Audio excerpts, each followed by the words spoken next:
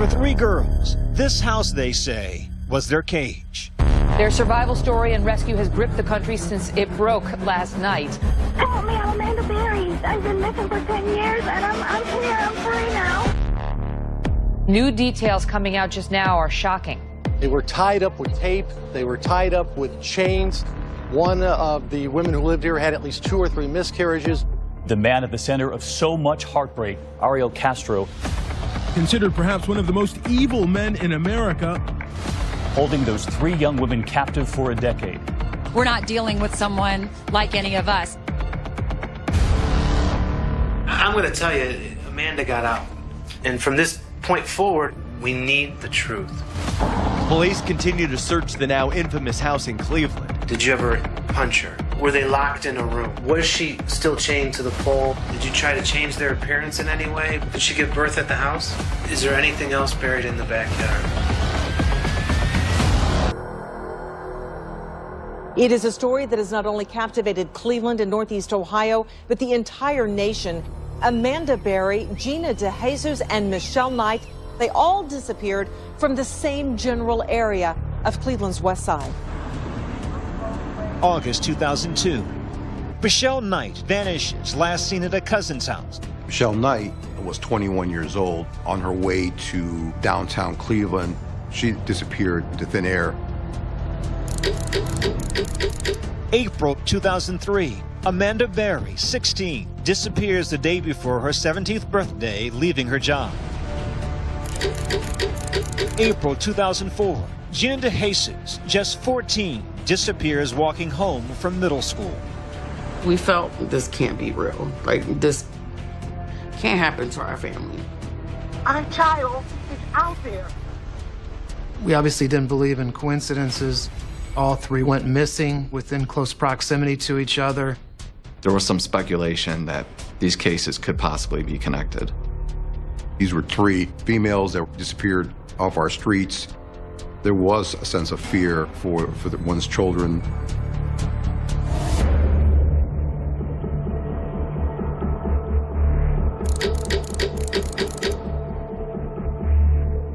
Cleveland Police Department and the FBI really never gave up on the investigation. There was an all-out effort in running down leads and tips through the years. You had these flyers that were everywhere. We would hold vigils annually. It would get out in the public's eyes again and say, hey, we still have these missing persons and we're still working these cases. And if there's anything out there that you can provide, we still want to hear from you. Trying to stay as strong as can be, but with no answers and not a lead, not a clue, not nothing. That's what's hard, because you don't know. 10 years had elapsed. Statistics would show that the odds of them being alive were not good. The FBI and the Cleveland Police, meanwhile, continue to ask for anyone with any information to contact them.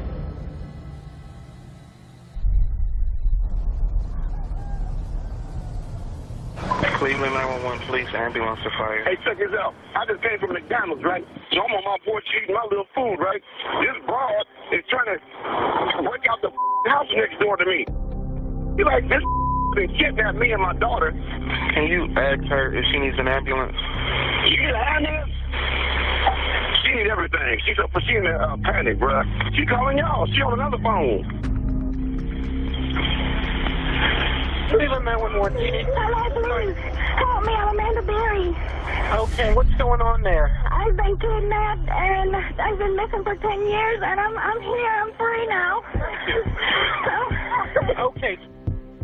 1752, Adam 234, code 1. 23. I have a call taker on the phone with a female who says her name is Amanda Berry and said she had been kidnapped 10 years ago. I copy. She's still on the line, or she hung up? She still has her on the phone right now. I'm on the right now. I need them now before he gets back. The police are on the way. Who's the guy who went out? His name is Ariel Castro. Adam 23, right. Why don't you call? Send us EMS here. We got a female, constant breathing. She's got a young child with us. Adam 2-3, you got a boss coming? This might be for real. Immediately, I looked at my partner. I don't want to say doubt, but there's been so many prank calls that they've seen Amanda, and it was always false. And as we turned onto Seymour, I could see a young lady standing on the sidewalk holding a child. And she was just thin, she was pale, and she said, "My name is Amanda Berry." She said, "There's 2 other girls in the house." We made sure she was safe, and then we started charging towards the house. Oh. There might be others in the house. They about to get his. 2 officers went down in the basement. 2 officers went upstairs. We started climbing the stairs. I look over to the left-hand side. There was a door open. It looked like a bedroom with a mattress on the floor. And then I see a head pop out around the door jamb. And she jumps on me, and she's yelling in my face, "You saved us, you saved us." "My name is Michelle Knight. I've been here for 11 years. You saved us, you saved us." I just ran and said, "Never let me go. Please don't let me go." And the guy said, "You're safe. You're safe with me. You're safe. Is there anybody else here?" I said, "Yes." Out of the corner of my eye, I saw someone else come out of the room, real hesitant, very afraid. She was very thin, very pale. And I asked her name, and she said, "My name is Georgina De Jesus." Adam 23 radio. Go ahead. We found them. We found them. Amanda told officers that Ariel Castro had went to his mother's house and he was driving a blue Mazda. As soon as that information was obtained, it was sent out as an all points to be on the lookout for this vehicle and this individual. Within minutes, they found Castro. Uniformed police car made a traffic stop of the vehicle and took him to the Cleveland Police Department.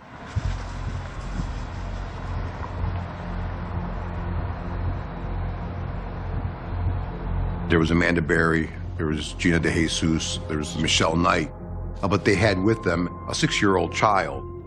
And the police find out through their interviews that this child was born in the house, and the father was their captor, Ariel Castro. We learned that Castro was physically, sexually, and psychologically abusive toward all 3 of the women. Gina was 14 years old, so she was a child when she was abducted. Amanda Berry was 16 years old at the time she disappeared. She had indicated that she had been raped repeatedly by Castro during her time in the house. The first time that he sexually assaulted Amanda, he put duct tape around her wrists and ankles and stuffed a sock in her mouth, and then he put a motorcycle helmet on her head and carried her down into the basement, where he chained her up to a pole. Michelle said that she had been, in fact, pregnant in the house, and that Castro would try to end those pregnancies through starvation, only drinking tea, and through punching in the stomach. We're still trying to determine exactly what they went through and what happened, but it became clear that it was pretty horrific. Federal and local authorities have been in and out of the house all evening, piecing together the secrets inside. This house was specifically set up to keep somebody from getting out of it. It's kind of like a makeshift prison. The doors had locks on them, so they could only be opened up from the outside. There was holes drilled into the doors where he would pass food while the doors were locked. In the bedrooms, they found heavy steel chains. They were rusted. These chains were attached to radiators. Additionally, he had makeshift alarms on the doors, so that way he'd be alerted if anyone tried to get out. We really tried to get as much information on Ariel Castro as possible. We learned that Ariel Castro was a 52-year-old male that was a former school bus driver. He had 4 children. He was separated from their mother. Over the years, there were reports that involved allegations of physical abuse and domestic violence. FBI and police investigators in hazmat suits returned to Castro's house overnight, removing more evidence. Now authorities can only hold Castro for a certain amount of time without charging them. Investigators have until about 11 o'clock tonight to file those charges.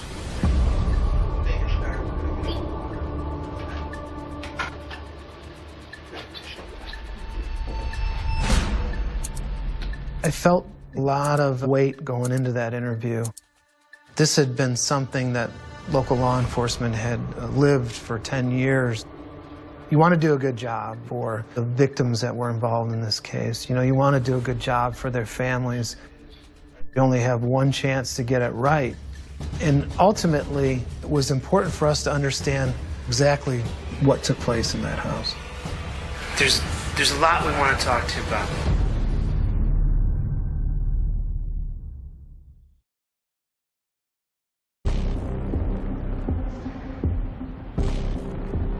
This case was obviously gaining a lot of media traction.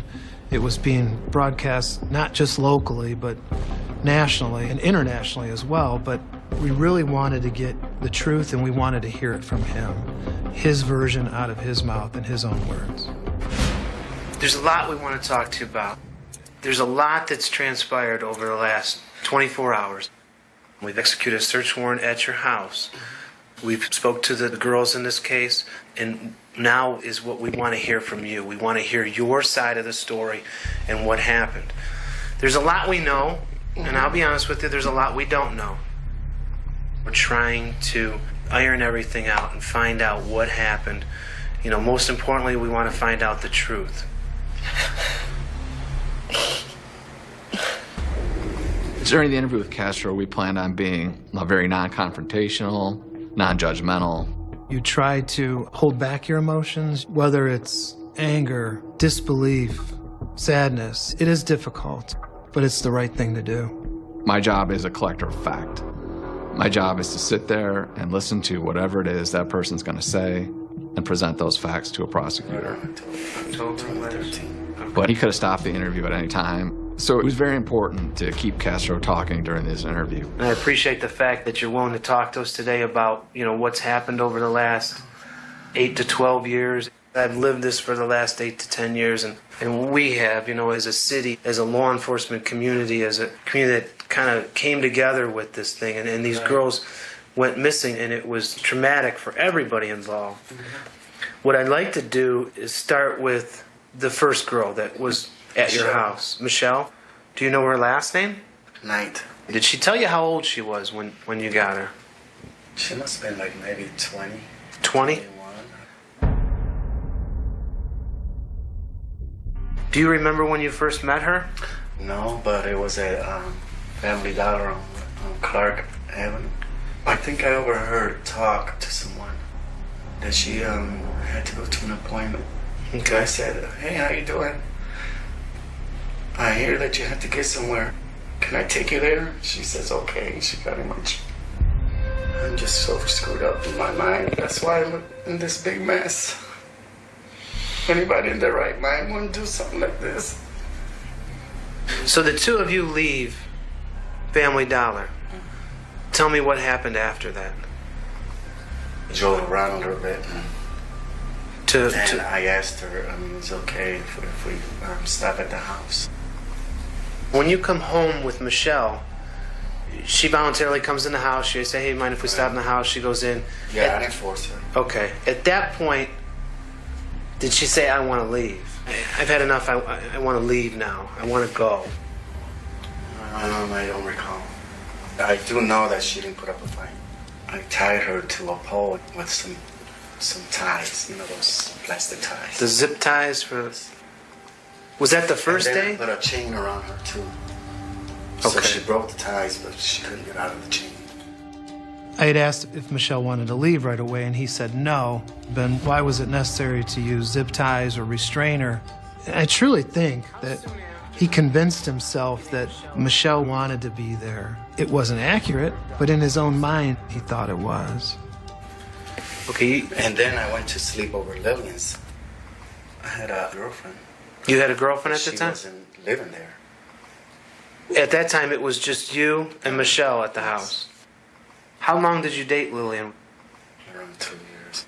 I couldn't juggle both of them, so I broke it off with Lillian. Did Lillian ever meet Michelle? No. Okay. It was secretive. It was secretive? Yeah, but one time me and Lillian went to the backyard. She seen that I had a TV on in the upstairs room. Okay. And she says, why is it, do you have a TV on up there? And my heart started beating. I was like, okay, she's probably catching on or something. It was a close call? Yeah. How would you keep Michelle from, like, not screaming if Lillian was over there? Or how? Okay. I just told her to be quiet, you know, whenever Lillian did come in the house. You told Michelle to be quiet? Yes, and she did. And Michelle was staying upstairs at that time, or? Because you said there was a TV on upstairs. Yeah, that was for her to watch. How did you keep Michelle in that room? Like, if you left? Weren't you afraid that she may try and leave if you had to go to work or something like that? I locked the door.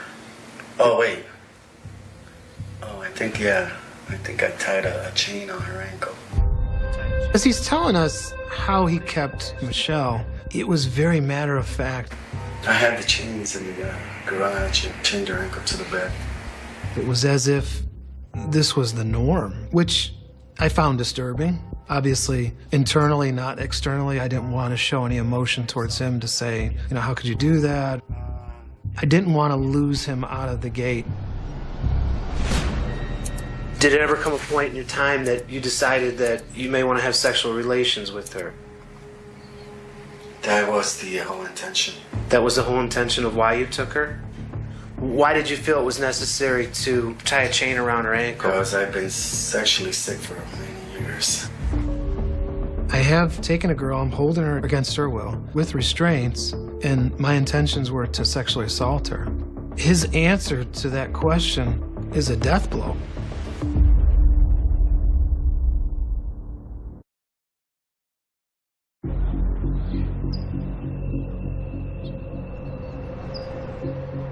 Every day when I wake up in that house, I'm wondering what's going to happen next. And it was just a crazy emotional roller coaster. He had got a puppy for me, so one day he left my chain unlocked.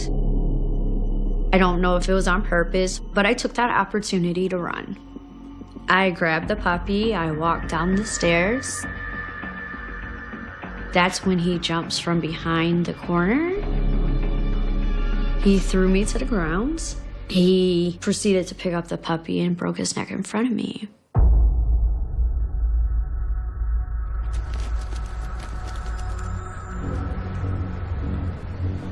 When you began having relations with her, sexual relations, was she still chained to the pole, or was her hands still bound? No. She was loose. Did she fight you at that point? None of them did. They didn't try and... Did they? No, it was consensual. He can say that, but at the end of the day, they were not free to leave that house. They couldn't grab their jacket and walk out the front door. Instead of confronting him with that and saying, are you sure that this was consensual? I just let him talk. It was consensual. Consensual? Afraid for their safety, but... The more he talked, he was setting himself up for more charges at the end of the day. They had a husband in the house. She complied with everything. Did it ever come a point that Michelle became pregnant? I really don't understand. I don't know the answer to that. Okay. But I know that she was pregnant. Okay. And Did she ever come to you and say, I'm pregnant, or whenever you had relations or talked to her, she said, I'm pregnant, or nothing like that? Obviously, he wasn't being truthful. During the initial interview, Michelle said that she had been, in fact, pregnant in the house. Michelle said that she was starved by him and physically abused and made to do physical exercise in an effort to terminate that pregnancy. Is there any reason why Michelle would say that she indicated to you that she was pregnant and you didn't feed her? Tried to starve her? No, she suggested that. She says, if you only give me tea. So it was her idea to not eat in hopes of aborting that pregnancy. Yes. Were you ever physically abusive to her other than the sex? No. Did you ever punch her? No. Did you ever slap her?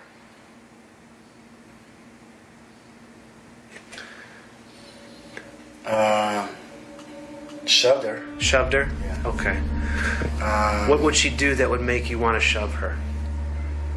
I guess it was in a playful way, you know. It wasn't in a, I'm mad at you? More like a controlling thing, just to get a point across. You know? Okay. We're making progress, but yet when it was time for him to completely own up to things, he had an issue of sharing the details, the finer details of some of the things that took place in the house. We wanted to make sure that he admitted to certain elements of the crime for all three victims that were involved in this case. How soon after having Michelle did you come in contact with Amanda Berry? I would say within a year. Did you know how old Amanda was when you took her? She was just turning 17. How did you come in contact with Amanda? Well, I had my daughter in the van, and I noticed Amanda smiling towards us. And then I dropped my daughter off, pulled out of the driveway. As I'm driving, I had my window down. She was on the sidewalk walking to her house, and I said, hey, how you doing? I'm going that way, something like that. Would you like a ride? She said yes. She said yes because my daughter was in the van when I dropped her off, and she thought that it was someone she knew. That's why she accepted the ride. Oh, okay. But when she got in the van, she looked and she didn't see my daughter. Okay, because you had dropped her off. Mm-hmm. So I found it strange that, you know, right then and there she didn't try to, you know, wait a minute, you know, I don't know you. Okay, then what happened? We continued north on 110th. She didn't have a problem with, you know, being in the van, and I mean, we just passed her street. Was there a story you told her, or? Yeah, I don't recall, but I think I said something to the effect that my daughter's in the house. But I guess I tricked her into my daughter's here, you know, so. Come on in. Yeah, come on in so you can meet her. You know. So you didn't forcibly remove her from the car and take her into your house? Because if I would have done that, you know, the neighbors would have probably done something, you know. So, I took her cell phone. Did you ever use that cell phone? Yes. I called her mom. What'd you say to her mom? I think I said something that I have her daughter and that she's my wife. No. Okay. I'm selfish, you know. Selfish and cold-blooded.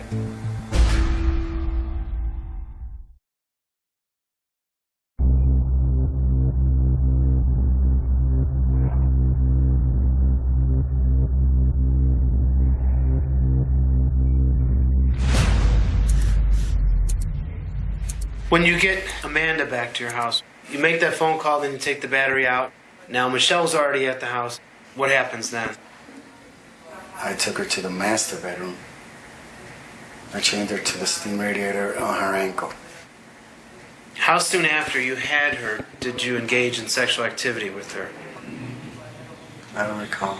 It could have been maybe the same day or the next day. I don't recall. I know it wasn't, you know, long. When you chained her by the... consensual. After I had talked to Michelle and the other victims and heard how horrible it was for them, people would just never believe that any type of sex that took place in that house was consensual. I knew at that point he was either delusional or just minimizing what took place there. How often would you say that you had sexual relations? Whenever we felt like it. Was it unprotected sex? Unprotected. So she had one ankle tied to the radiator, and then she was in bed with you. How soon after getting Amanda did you come in contact with Gina? That I don't recall, but I think it was maybe within a year or two. I was looking for my daughter after school. As I passed on Lorraine Avenue, I noticed both of them walking. Your daughter? And Gina, okay. Did Gina tell you how old she was when you first took her? Thinking right around 14. So you see the two girls walking together. I guess Gina started walking towards her house. My daughter started walking back the other way, west. I did something very cold-blooded to my daughter. As I'm heading east on Lorraine, I pass up my daughter to get to Gina because I was attracted to Gina because she was showing her cleavage, and I was just sexually attracted to that. At what point do you decide to say, I'm going to try and pick her up? When I noticed that she was walking alone. The daughter he's referring to was one of his children that he had with his common-law wife. He mentioned that, I did something very bad that day. I passed my own daughter to get to Gina. Passing your daughter versus kidnapping somebody are two different things. And in his mind, taking somebody is not as bad as passing my own daughter on the street. What happens then? Then I rolled my passenger window down and I asked her, "Hey, how you doing? Have you seen my daughter?" Because I knew that they were together. Uh-huh. And she said, "Yeah, she went that way." So I said, "Can you help me find her?" And she got in the Jeep. And what happened then? I just kept going east on Lorraine. I wanted to take her to your house? Is that what you ultimately did that day? Yes. Did you restrain Gina with chains also? Yes. I'm assuming that sexual activity took place with Gina too. Maybe within the first day. First day, maybe? No, second day. Second day? Did Gina ever try to fend you off or hit you or get you away from her when some of the sexual stuff started taking place? Mm-hmm. She fought back against you? Not fought, but she would just, signal that, she didn't want it. What do you mean by signal that she didn't want it? Well, I would try to, I would try to touch her, and she would, to push my hand away and stuff.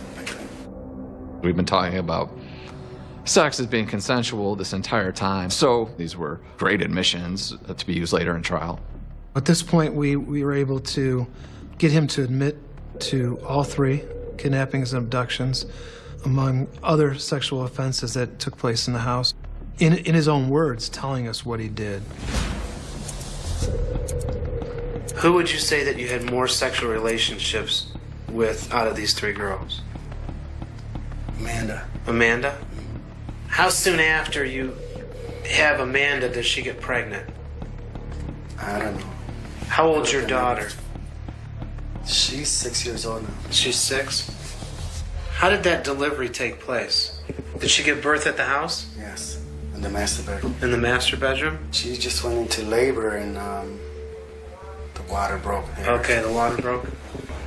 Did at any point did you feel like, hey, I don't know if I can do this. I might want to take Amanda and drop her off at the hospital so she can have the baby. Did that ever cross your mind? Or you felt pretty No. I knew the baby was coming, so I right away thought of a swimming pool that I had there. One of those plastic swimming pools. I took it upstairs and put it on the bed, and I told her, get in there and deliver the baby that way.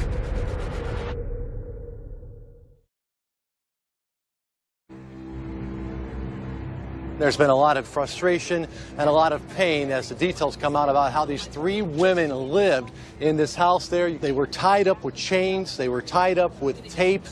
Police confirm today the 6-year-old child is Amanda Berry's.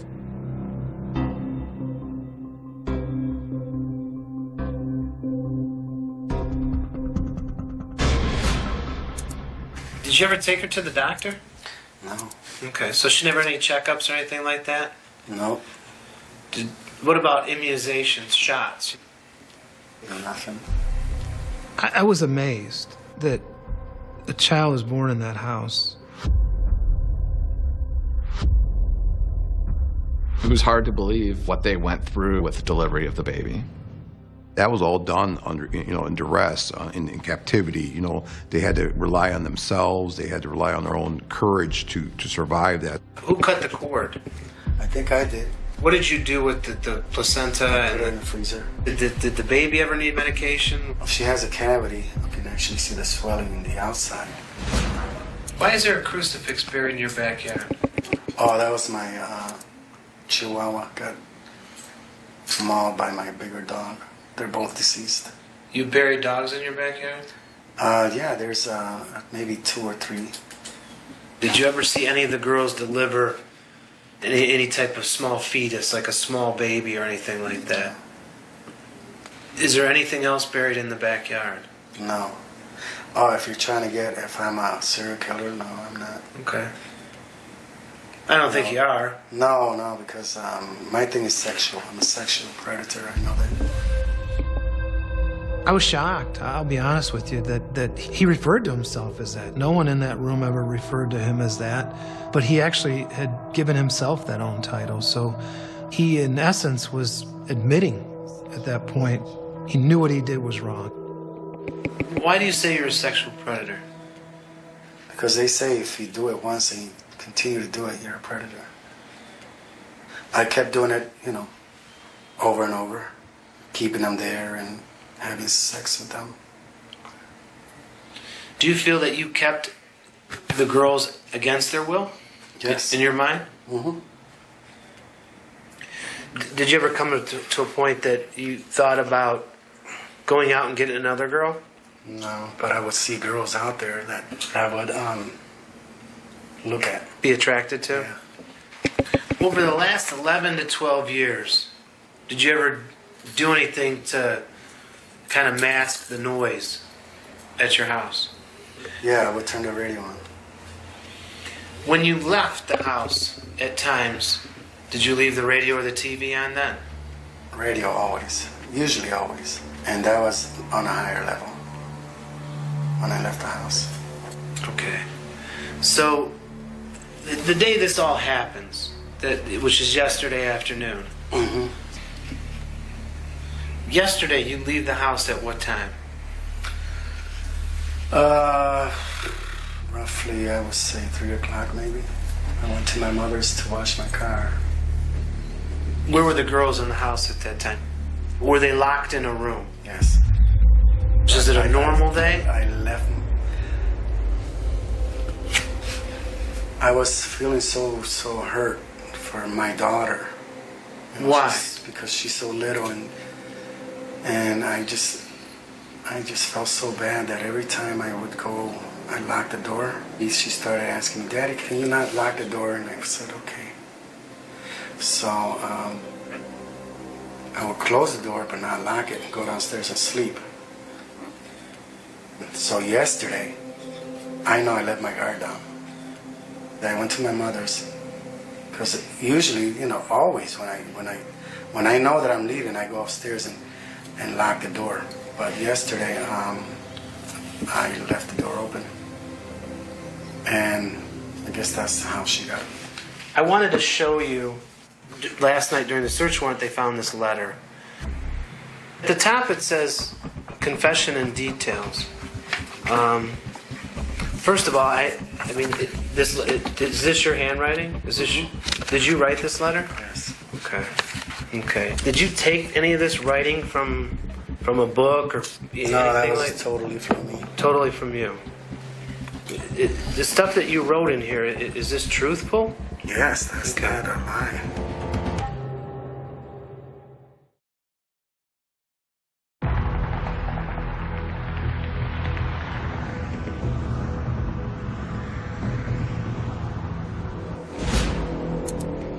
And you explain in the first page about how you were a victim as a child. Who sexually abused you?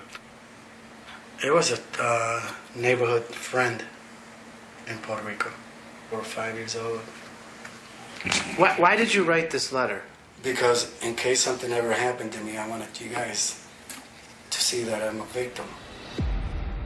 Ariel Castro's a sociopath. He thinks of himself, he thinks of his desires, and he has no feelings for anybody else. And when he's caught, the first thing he wants to do is look at me. I'm the victim. When really the victims are the survivors and what they had to go through. He did feel sorry for himself, and that I think the realization that this is over, as much as I think he felt relieved, I think that also brought, now I have to answer for what I did. All right, we're gonna take you back. Okay.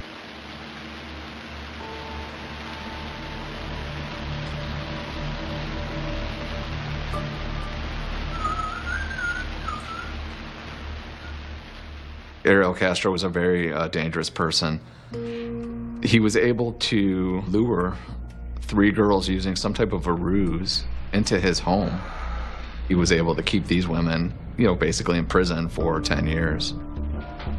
After this interview was done, we had a very strong case moving forward. 52-year-old Ariel Castro covered his face as he walked through the courthouse, charged with holding 3 women captive for roughly a decade. This was the most high-profile case I've ever worked, ever will work. I felt relieved about everything we had accomplished in there. The Ohio women, free after years in captivity, began returning home today. Back up! Stop! Back up! Just want to say we are so happy to have Amanda and her daughter home. I want to thank the public and the media for their support. Her mother, Luana Miller, held out hope Amanda was alive. Luana passed away in 2006 before knowing the truth about what happened to Amanda. Luana just went through something that no mother should have ever had to gone through. It destroyed her, and that's what killed her. That was one of the hardest things Amanda had to cope with, my mom not being there when she came home. Lee, talk about throwing the book at someone. Check this out. This is the new indictment against Ariel Castro. It is 576 pages long, and it is the largest indictment in Cuyahoga County in at least 3 years.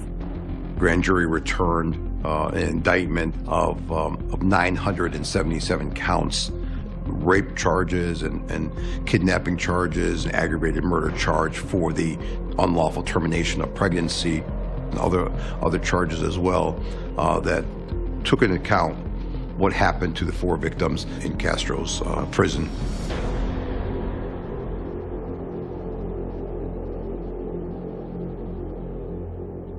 One of his victims had a chance to confront her tormentor in a packed Cleveland courtroom.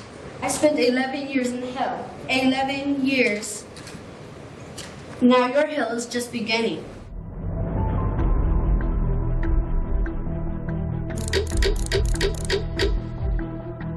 A month into his life sentence, Ariel Castro managed to hang himself with a bedsheet while in protective custody.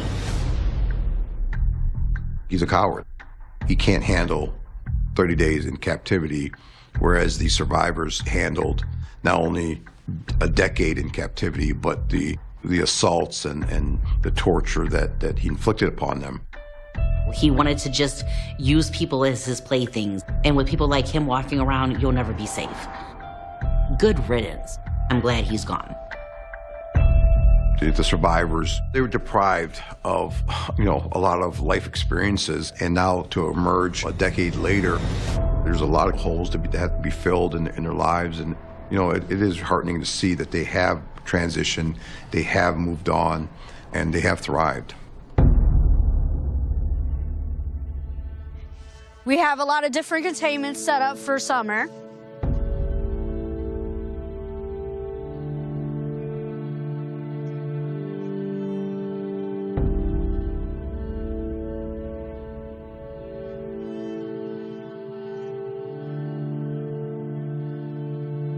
This one's Faith, and that one is Hope. They just came to me not too long ago. She's tremendous with animals. She has found her calling. Come here, baby.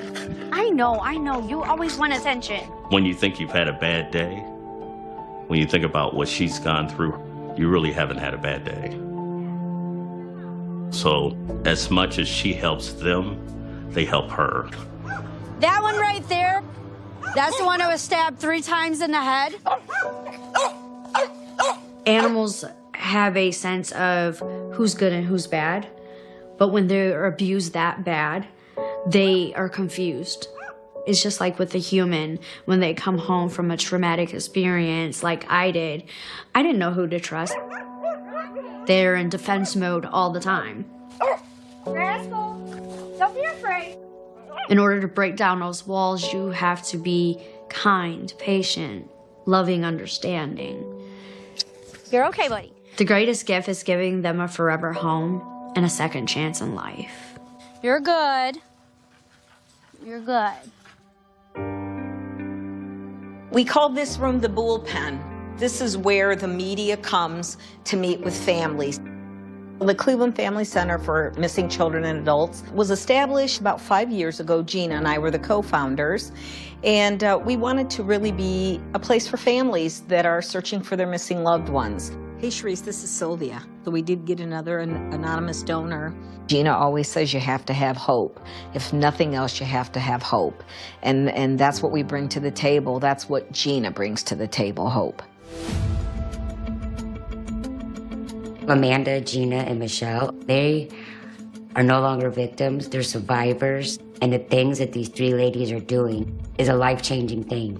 Being on Fox 8 for Amanda, doing the missing segment, is a big part of her life. I'm Amanda Berry. Let's bring the missing back home where they belong. She enjoys knowing that she's doing a part to put these missing kids out there, helping these parents, bring these children home. The American Red Cross of Greater Cleveland here has selected you as a recipient of the Red Cross of Greater Cleveland Hero Awards. Every day to her is precious. Every day she gets to see the sun, feel the rain, the air. She never lets you forget that that is an amazing feeling. So every day for Amanda is a blessing. The desert does not announce itself when it decides to take something. It doesn't scream.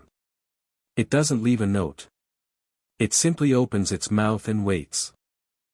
In the early hours of August 17, 1984, somewhere outside Reno, Nevada, the desert swallowed a young woman without leaving a single clear mark behind, and by the time the sun rose, the land looked exactly the same as it had the night before, flat, quiet, indifferent.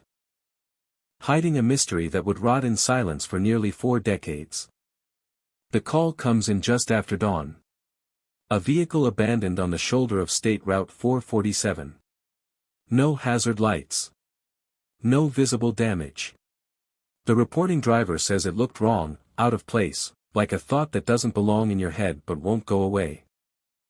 Nevada Highway Patrol arrives to find a white 1982 Ford Escort parked neatly, angled slightly toward the gravel, as if whoever left it expected to return within minutes. The doors are locked. The windows are rolled up. The keys are still in the ignition, turned halfway, radio silent. Inside, the air is stale and warm, holding the smell of dust and something else, faint, sharp, unfamiliar. The name on the registration belongs to Emily Harper. 27. Female. Local. No prior police record. No history of running away. No reason, on paper, to disappear. Emily Harper is not the kind of woman people lose track of. She is methodical, punctual, cautious to the point of being teased about it. She works as an administrative assistant at a small insurance firm downtown, the kind of office where everyone knows everyone's lunch order. She pays her bills early. She locks her doors. She doesn't hitchhike. She doesn't gamble. She doesn't drink much. She calls her mother every Sunday at exactly 8 p.m. and apologizes if she's even a minute late. Her absence hits like a slap. By mid-morning, the road is closed off with yellow tape fluttering in the heat. Officers walk slow, scanning the ground for footprints that never appear. The desert offers nothing. No torn fabric. No blood. No broken nails clawing at the dirt. Just endless beige and brown, stretching so far it feels unreal. A helicopter circles overhead, blades slicing the air, but from above it's the same story, nothing disturbed, nothing revealed. The headlines arrive before answers ever do. Nevada woman missing under mysterious circumstances. Abandoned car sparks fears of foul play. Community shocked by unexplained disappearance. At first, investigators believe the solution will be quick. A breakdown gone wrong. A medical emergency. A stranger offering help. They comb through the vehicle. Emily's purse sits on the passenger seat, wallet inside, cash untouched. Her grocery bag is on the floor, frozen dinner half melted, milk warm. There's no sign of a struggle. No defensive wounds to document because there's no body to examine. Time of last known contact becomes sacred. The grocery store receipt shows a timestamp, 6:47 p.m. Security footage captures Emily exiting the store alone, keys already in hand. She pauses briefly, scanning the parking lot, then walks to her car. No one approaches her. No vehicle lingers nearby. The tape is replayed again and again, slowed down, zoomed in, watched until investigators start seeing things that aren't there. At 7:41 p.m., Emily calls her sister, Laura. The conversation is ordinary to the point of cruelty. They talk about work frustrations, about an upcoming family barbecue, about how hot the summer has been. Emily laughs. Her voice is steady. When the call ends, there is no goodbye that sounds final. No hint of fear. Nothing that suggests the next hours will erase her from the map. After that, the timeline collapses into darkness. No calls. No sightings. No transactions. Her bank account freezes in time. Her answering machine remains empty. Midnight passes unnoticed. 2 a.m. comes and goes. Somewhere in that window, Emily Harper stops existing in the way people understand existence. When detectives canvass her apartment, everything is in order. Bed made. Clothes folded. No packed bags. No missing essentials. A calendar on the wall still has future dates circled. Plans she never got to cancel. Friends are questioned first. They are stunned, frightened, cooperative. No one mentions arguments, threats, secret relationships. Co-workers say Emily left work in a good mood. Her boss recalls nothing unusual. An ex-boyfriend from 2 years prior is located and interviewed. He has an alibi, corroborated. His name is crossed out in pen, then circled again later, then crossed out harder. The desert road where the car is found becomes a fixation. Why there? It's not the fastest route home. It's not scenic. It's a stretch of asphalt people use when they want to avoid traffic or avoid being seen. Investigators theorize Emily pulled over voluntarily. The lack of skid marks supports it. No panic braking. No sudden stop. But why would she stop in the middle of nowhere, alone, at night? A truck driver comes forward days later. He says he saw a white car on the shoulder around 2 a.m. He didn't stop. He didn't see anyone nearby. He thought it was strange, but not strange enough to risk getting involved. His guilt seeps into his voice as he speaks. It doesn't change anything. Weeks pass. Search teams expand their radius. Volunteers fan out, their optimism fading with every mile. The sun burns everything equally. Dogs lose the scent quickly, confused by wind and heat. Each day ends with the same report, no findings. Emily Harper becomes a photograph taped to windows. Her smile turns into a symbol. Candlelight vigils gather and disperse. Reporters stop calling. New stories replace the old ones. Inside the police department, her file grows heavier but no clearer. Leads dry up. Tips contradict each other. One caller claims Emily was pregnant. Another says she owed money. Another insists she saw her in California. None of it survives scrutiny. There is one note that keeps resurfacing during late-night reviews of the case, a comment from the first officer on scene. He wrote about a smell in the car. Not fuel. Not food. Something sharp. Chemical. It's vague. It leads nowhere. In 1984, it stays there, underlined twice, unanswered. By the end of the year, the words "no family wants to hear" appear in internal memos, no further investigative avenues at this time. The case is classified as a missing person, suspected foul play, inactive. Cold. But cold does not mean finished. It means preserved. Emily's family refuses to let her disappear quietly. Her mother keeps calling detectives, even when they stop returning calls. Her sister writes letters. Her father drives that stretch of road alone, over and over, staring at the desert as if it might blink first. Years pass. The world changes. New crimes dominate the news. New officers replace old ones. Emily Harper becomes a name new detectives recognize vaguely, a file pulled occasionally, then returned to the shelf.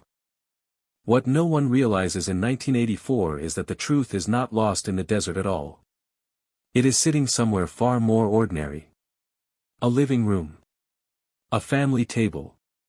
A memory someone decided not to question. The car remains where it was found, impounded, photographed, catalogued. The road stays silent. And the desert waits, patient as ever, knowing that secrets don't vanish, they just take longer to surface. The Nevada 1984 cold case has begun its long sleep, unaware that one day, a single family tip will tear it wide open. Time doesn't heal a disappearance. It sharpens it. As weeks turn into months, Emily Harper's absence stops feeling like an emergency and starts feeling like a bruise the town learns to live with, tender but ignored. The desert road reopens. Traffic resumes.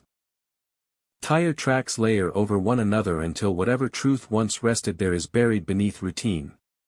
But inside the police department, the case refuses to stay quiet. It rattles drawers. It interrupts sleep. It lingers in the corners of conversations, always unresolved, always unfinished. Detectives return to the beginning, again and again, rewinding the tape of Emily's final day until it warps. They reconstruct her movements minute by minute. Work. Grocery store. Home. Phone call. Then nothing. That nothing becomes a place investigators are forced to stand, staring outward, trying to see through darkness with tools designed for daylight. They focus on the car. Evidence doesn't lie, they tell themselves, but it does hide. The Ford Escort is examined a second time, then a third. Fibers are lifted. Dust samples are taken. Fingerprints are catalogued. Emily's prints are everywhere, exactly where they should be. There are no unfamiliar sets. No smudges that scream intrusion. It's a vehicle frozen in normalcy, and that is what makes it disturbing. The faint chemical smell noted early on becomes an obsession for one detective in particular. He reopens the report, rereads the description. Sharp. Unfamiliar. Not fuel. Not cleaning product. In 1984, there's no easy database to consult, no instant matches. Samples are sent out anyway, returned with inconclusive results. The note stays in the file, a whisper without a mouth. Investigators turn outward, widening the circle of suspicion. They examine Emily's social life, such as it was. She wasn't a partygoer. She had a small, tight group of friends. None of them report tension or secrets. No one recalls her being afraid. No one remembers her mentioning a stranger, a stalker, a threat. It's as if danger never brushed against her at all. But disappearances don't happen in a vacuum. Someone, somewhere, intersects with them. Police start knocking on doors along State Route 447. Gas stations. Motels. Truck stops. They ask the same questions, over and over. Did you see a white Ford Escort? Did you see a woman alone? Did you see anyone pulled over? Most people shrug. Nights blur together out there. Faces are forgettable. Details dissolve under the sun. One gas station attendant hesitates. He thinks he might remember a woman buying cigarettes late that night. He isn't sure. He can't describe her clearly. There's no receipt. No camera footage. The lead goes nowhere, collapsing under its own uncertainty. The investigation drifts toward a darker possibility, that Emily never left her car voluntarily. That someone else was there, unseen, unrecorded, erased by time and distance. The lack of struggle could mean coercion. The neatness of the scene could mean control. A calm predator. A familiar face. The word known offender starts appearing in reports. Detectives pull files on violent criminals operating in Nevada in the early 1980s. Serial offenders. Transients. Men arrested for abduction along highways. Names pile up. Photos are studied. Alibis are checked retroactively, some solid, some impossible to verify after years have passed. One suspect, a drifter arrested in California months later for assault, briefly captures attention. He had been traveling through Nevada. He knew the roads. But there's no evidence tying him to Emily. No witnesses. No physical connection. He fades into the background noise of maybes. Public interest spikes briefly when a local paper runs a headline suggesting possible serial activity. Fear ripples through the community. Parents restrict their daughters' movements. Hitchhiking, once common, becomes taboo overnight. Then the fear dulls, replaced by resignation. Emily's family watches the investigation stall in slow motion. Each phone call from detectives carries less certainty. Each update contains fewer verbs. The language shifts from active to passive. From, "we are pursuing," to, "we have reviewed." Hope erodes not all at once, but grain by grain. Her sister Laura begins keeping her own records. She writes down everything she remembers, everything Emily ever mentioned that felt even slightly off. A strange phone call weeks earlier. A car that seemed to follow her once, maybe. A feeling of being watched that Emily laughed about afterward. Laura doesn't know if these details matter or if grief is inventing them, but she writes them down anyway, afraid that forgetting might be worse than being wrong. Inside the department, Emily Harper's case is officially labeled inactive. Unofficially, it is a ghost. New detectives hear about it during training. A cautionary tale. A reminder that not every mystery bends to effort. Years pass. The 1990s arrive with new technology, new methods, new optimism. Old cases are dusted off. Emily's file comes down from the shelf again. Fingerprints are re-examined. Fibers are retested. The chemical smell is revisited, this time with slightly better equipment. Still nothing definitive. Still no name to attach to the absence. Then, slowly, imperceptibly, the case begins to drift away from the department's center of gravity. Officers retire. Memories fade. The story loses sharpness. Emily Harper becomes an old photograph in a folder marked unsolved. But somewhere else, far from evidence rooms and briefing tables, time is working differently. Inside a family that is not Emily's, something is happening. A story is being told and retold, changing shape with each telling. A memory is being suppressed, then resurfacing, then pushed back down again. The kind of memory that doesn't belong to one person alone, but to a bloodline. The kind that feels safer when shared, and more dangerous every year it isn't. No one connects these threads yet. Not in police files. Not in newspapers. Not in the quiet persistence of Emily's mother, who still leaves the porch light on. The truth is incubating in silence, fed by guilt and fear, waiting for pressure to build. By the late 1990s, the desert road has claimed other stories. Accidents. Breakdowns. Ordinary tragedies. Emily Harper's disappearance is no longer unique. It is just unresolved. Cold. But cold cases have a strange property. They don't decay the way fresh ones do. They harden. They preserve questions in their original shape. And when they are finally touched again, decades later, they break open cleanly, exposing edges that were always there. In 1984, no one could have imagined that the key to Emily Harper's fate would not come from a lab, or a confession booth, or a lucky break on a lonely highway. It would come from a phone call made years too late, by a voice shaking not with uncertainty, but with recognition. For now, though, the file closes again. The desert keeps its silence. And the case waits, patient, for the moment when family loyalty finally cracks under the weight of truth. Silence has a way of reorganizing memory. As the years stretch on, facts soften, edges blur, and what once felt urgent becomes distant, almost theoretical. By the early 2000s, Emily Harper's disappearance exists more as a shadow than a case, a name that surfaces only when someone new asks why a file that thick never found an ending. Inside the Nevada archives, her photograph stares out from yellowing paper, eyes fixed in a moment before the world lost her, before time learned how to move on without explanation. But while the official investigation drifts, life does not pause around it. Families age. Children grow. Secrets ferment. And somewhere beyond police radar, the story of that night in 1984 is being carried forward, distorted but intact, by people who never intended to be part of a cold case at all. In the Harper household, absence becomes a permanent fixture. Emily's room is eventually packed away, not because hope has died, but because grief has grown heavy.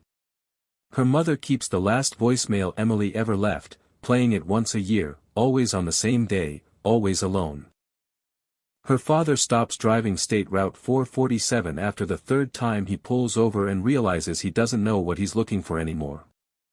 Laura, her sister, becomes the family archivist. She preserves clippings, transcripts, handwritten notes from detectives long retired. She memorizes timelines the way other people memorize birthdays. She does not believe in closure.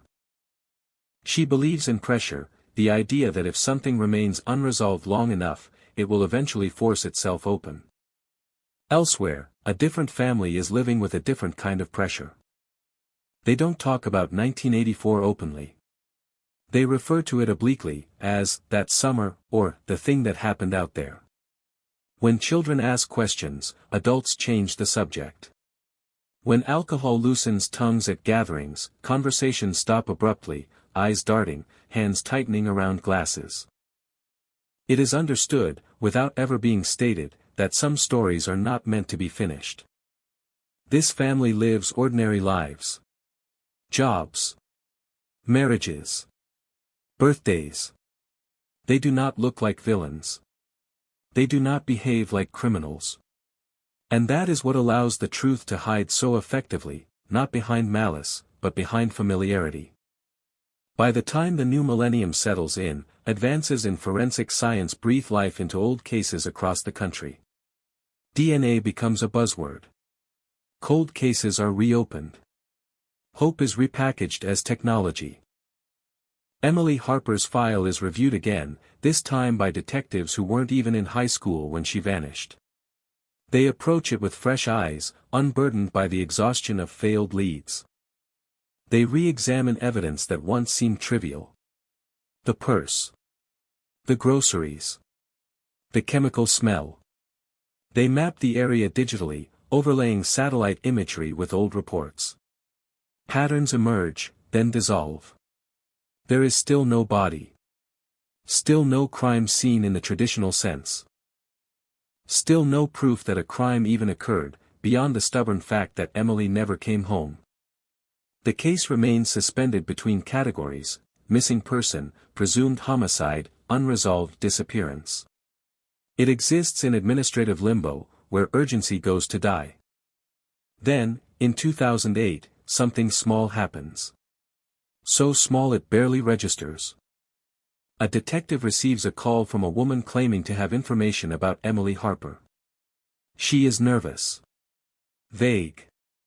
She doesn't give her name. She says she overheard something years ago at a family gathering.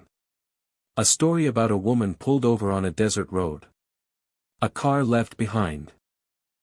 She hangs up before answering questions. The tip is logged. Another maybe. Another echo. It sits in the system, unremarkable, until years later when someone notices that the details align a little too closely with facts that were never public. The call becomes a seed. Investigators begin cross-referencing family units connected to the area in 1984. They look at people who lived near State Route 447. People with access to vehicles. People whose movements were never scrutinized because they were never suspects. Ordinary people pass through filters designed to catch monsters, and most of them disappear again without notice. But not all. One name appears repeatedly, not as a suspect, but as a peripheral presence. A man who lived in Reno in 1984. Employed. Married. No criminal record. He owned a pickup truck at the time. He had family ties that extended beyond Nevada. He knew the desert roads intimately. There is nothing incriminating in the file. That is what makes him interesting.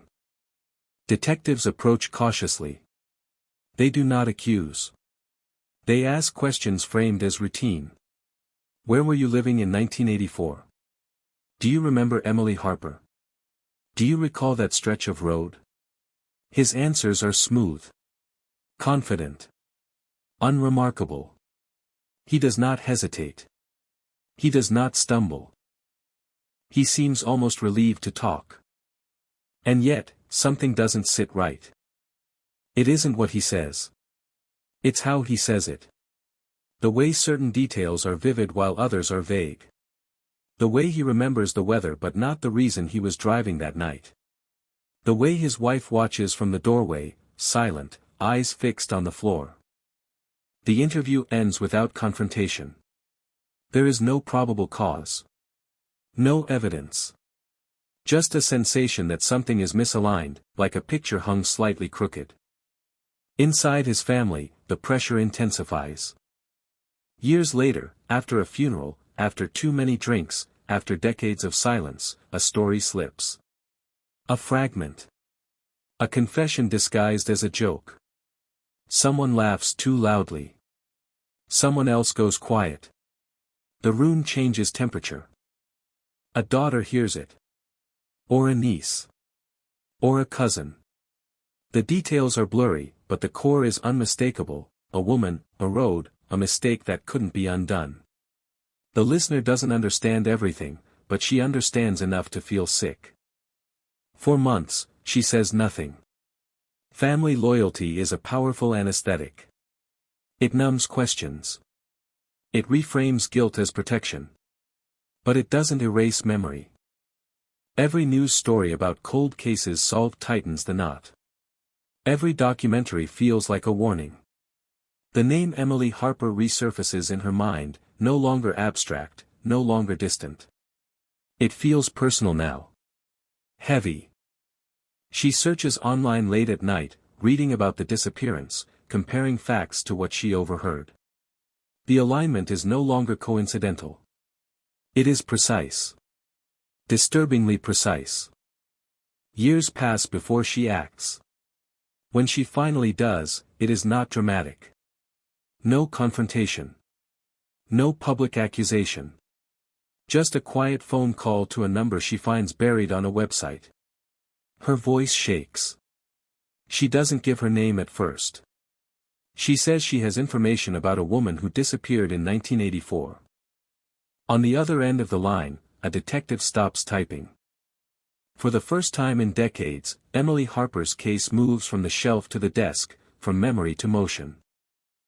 The cold case stirs, not because of technology, not because of persistence, but because a family secret has begun to crack, letting light leak into a darkness that was never as empty as it seemed. The phone call doesn't come with fireworks. No dramatic confession, no cinematic pause.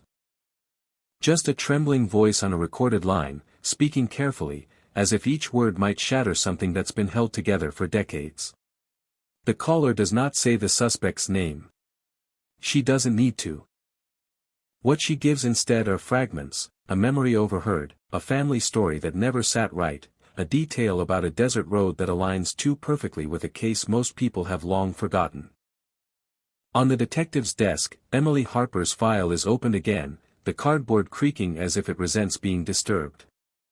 Cold cases don't wake up all at once. They stir. They stretch.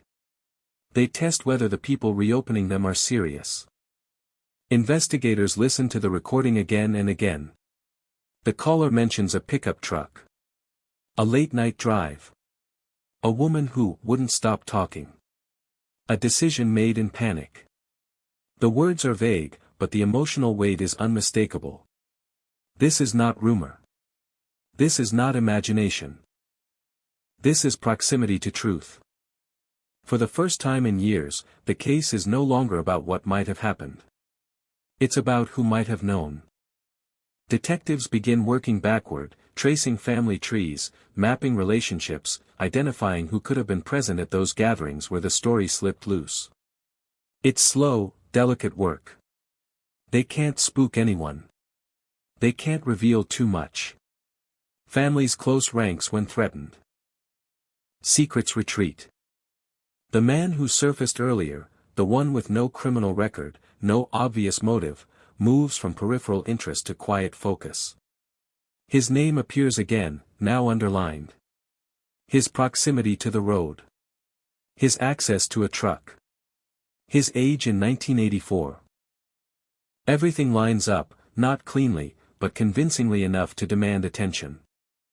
Surveillance begins discreetly. Background checks deepen. Financial records from the 1980s are pulled, where available. Employment histories are examined for unexplained gaps. Nothing jumps out. That, too, is suspicious. Lives that appear too smooth often hide their turbulence beneath the surface. Investigators request permission to re-interview him, framing it as a routine follow-up prompted by renewed interest in unsolved cases. He agrees without hesitation. Too easily. This time, the questions are different. More precise. Anchored to details only someone involved would recognize. They ask about that specific stretch of road. About stopping to help stranded motorists. About the smell of chemicals used in certain types of vehicles during the 1980s. He answers calmly, confidently. But when they ask him to repeat certain details, his story shifts by inches, small enough to miss, large enough to matter. His wife sits beside him, hands folded tightly in her lap. She does not speak unless spoken to. When she does, her voice is flat, practiced. She avoids eye contact when Emily Harper's name is mentioned. After the interview, detectives sit in silence. No confession. No evidence. But the air feels heavier, as if the room absorbed something unsaid. They turn back to the car. The Ford Escort is long gone, sold for scrap years earlier, but its documentation remains. Photographs. Notes. The underlined line about the chemical smell. This time, investigators consult specialists. Industrial solvents. Automotive fluids. Cleaning agents commonly found in pickup trucks in the early 1980s. One possibility surfaces repeatedly, a degreaser used by mechanics, strong enough to linger, common enough to overlook. They cross-reference employment records again. The man worked part-time at a small repair shop in the early 1980s. The shop closed years ago. Most records are lost. But one former co-worker is still alive. When detectives track him down, he is elderly, his memory uneven but surprisingly sharp in places. He remembers the man. Remembers his temper. Remembers him coming in late one morning in 1984, agitated, insisting on cleaning the interior of his truck personally. The coworker never thought much of it at the time. People have bad days. But now, decades later, the memory lands differently. It is not proof. But it is pressure. Meanwhile, the anonymous caller is contacted again, gently, carefully. She agrees to meet in person. She is younger than detectives expect. Nervous. Pale. She says she's been carrying this for years, unsure whether it was real or something she imagined. She describes overhearing a conversation between adults she trusted, adults who never thought a child was listening. She remembers the fear in their voices more than the words themselves. She remembers one sentence clearly, "We can't tell anyone." Not ever. That sentence changes everything. Investigators now have a narrative, not complete, not clean, but coherent. A scenario where Emily Harper stops voluntarily. A familiar face. A conversation that goes wrong. Panic. A decision made in seconds with consequences measured in decades. They still need something solid. They request permission to search property associated with the suspect, focusing on locations he had access to in 1984. Warrants are carefully drafted, narrowly scoped. The goal is not to find a body, hope for that has long faded, but to find traces. Evidence of disposal. Tools. Anything that ties the story together. The search yields little at first. Land changes. Structures are rebuilt. Time erases aggressively. But in a remote area once owned by a family member, investigators find disturbed soil inconsistent with the surrounding terrain. Ground-penetrating radar reveals anomalies. Not remains, those are long gone, but objects. Corroded metal. Fabric fragments degraded beyond recognition. A single button. The button does not conclusively belong to Emily Harper. It cannot. But it is of a style popular in the early 1980s. It is enough to bring the suspect back in for questioning. This time, the tone shifts. They present the timeline. The phone call. The co-worker's memory. The soil disturbance. The button. They do not accuse directly. They let silence do the work. Silence is heavy. Silence invites confession. The man's confidence fractures. Not all at once. First in his hands, which tremble slightly. Then in his voice, which loses its practiced rhythm. He denies. He deflects. He blames faulty memory. He says families tell stories. He says people misremember. But when detectives mention the phrase the caller remembered, we can't tell anyone. Not ever. His eyes close. For a long moment, no one speaks. The desert outside remains unchanged. The road still stretches endlessly. But inside that room, the Nevada 1984 cold case is no longer cold. It is burning, slow and inevitable, consuming a family secret that has finally run out of places to hide. Confessions rarely arrive the way people imagine. There is no sudden collapse, no cinematic outpouring of guilt that floods the room. What happens instead is erosion. A wall that has stood for decades begins to crack, not because of force, but because the pressure inside has nowhere left to go. In the interview room, the man sits hunched now, shoulders drawn inward, eyes fixed on a spot on the table as if staring directly at the past might finally end the chase. Detectives do not rush him. They have learned that time, once an enemy, can become an ally. They let the silence stretch. Let it thicken. Let it remind him how long he has been carrying this alone. He exhales, a sound closer to a surrender than a breath. It wasn't supposed to happen like that. The words land quietly, but they change the temperature of the room. Not a denial. Not a deflection. A crack. He begins carefully, narrating his own life as if distance might protect him. In 1984, he says, things were complicated. Marriage strained. Money tight. He drove those desert roads often, sometimes late at night, sometimes just to think. The desert, he says, made him feel invisible. He described seeing a car pulled over. A woman alone. He recognized the model, thought maybe it was broken down. He stopped. He offered help. He insists on this part, repeats it as if convinced it matters morally. He did not force her, he says. She agreed to talk. She got into his truck. Emily Harper's name is not spoken yet, but it is implied in every sentence. He says she was nervous. Asked too many questions. He says they argued. He cannot remember about what. His memory becomes selective now, hazy where clarity would incriminate him most. He remembers feeling overwhelmed.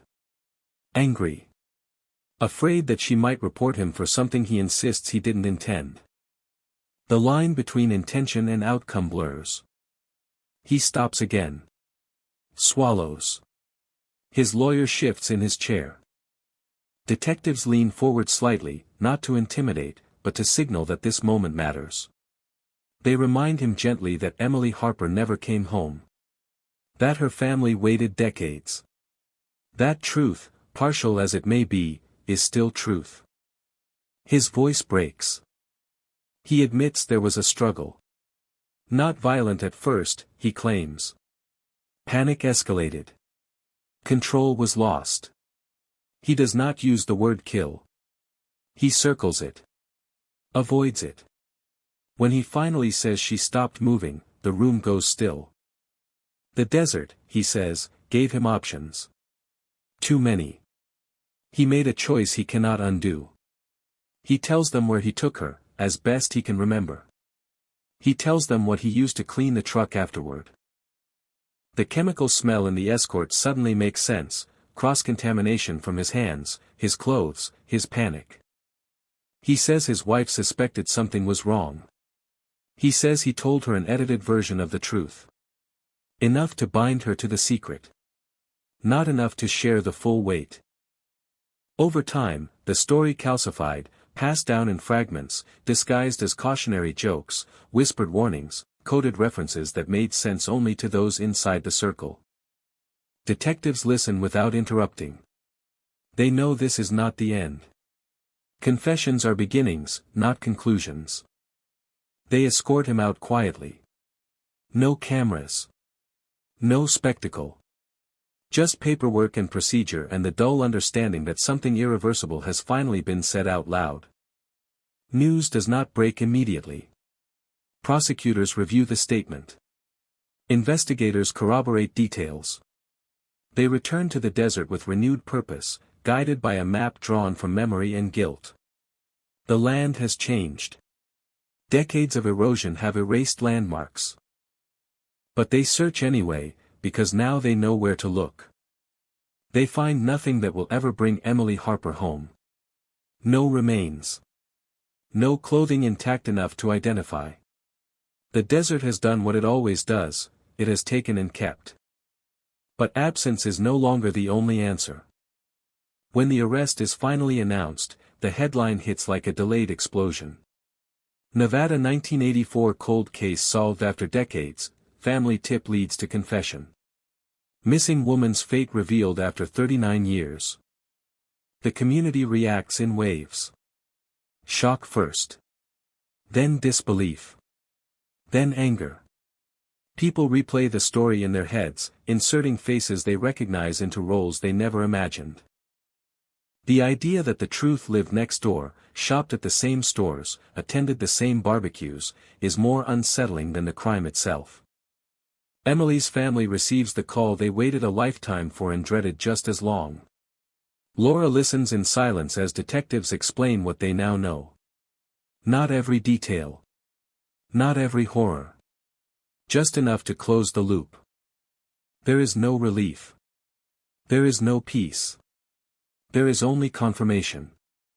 Her mother cries, not because Emily is gone, she has known that for years, but because now the waiting is over, and waiting had become its own strange form of hope.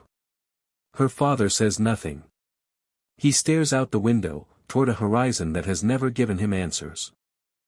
The anonymous caller watches the news from her living room, hands shaking, heart pounding. She recognizes the man's name immediately. The sound of it confirms everything she feared. She does not feel heroic. She feels hollow. Families are not supposed to do this to each other. But neither are strangers supposed to disappear into the night. Prosecutors build their case knowing the limitations. No body. Old evidence. A confession that defense attorneys will attack relentlessly. They proceed anyway. Some truths are worth fighting for, even if the outcome is uncertain. In court filings, Emily Harper is described in clinical terms. Victim. Date of disappearance. Presumed cause of death. But outside the paperwork, she is remembered differently, as a laugh on a phone call, a smile on a missing poster, a presence that lingered long after it vanished. The suspect pleads guilty to avoid trial, to avoid forcing the family to hear details that cannot be unheard. The sentence is substantial, but no number of years feels proportionate. Time has already done its work on everyone involved. When the case is officially closed, the file stamped solved, detectives feel no triumph. Just exhaustion. And something like reverence for the quiet persistence of truth. The desert remains unchanged. State Route 447 still stretches into nothingness. Cars still pull over for mundane reasons. Life continues, indifferent and relentless. But now, when people drive that road, some of them know what happened there. And some secrets, once exposed, never fully disappear.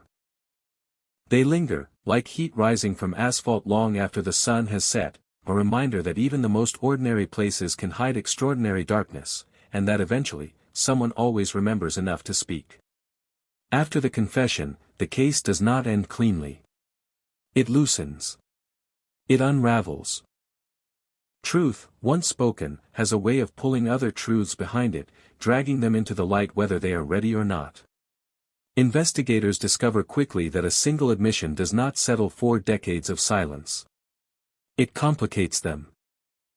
It forces questions that no one thought they would have to answer anymore. Detectives return to the desert again, not because they expect miracles, but because procedure demands persistence. The suspect's memory is imperfect, warped by time and self-preservation. Distances are misjudged. Directions contradict each other. What he describes as a shallow wash is now a graded access road.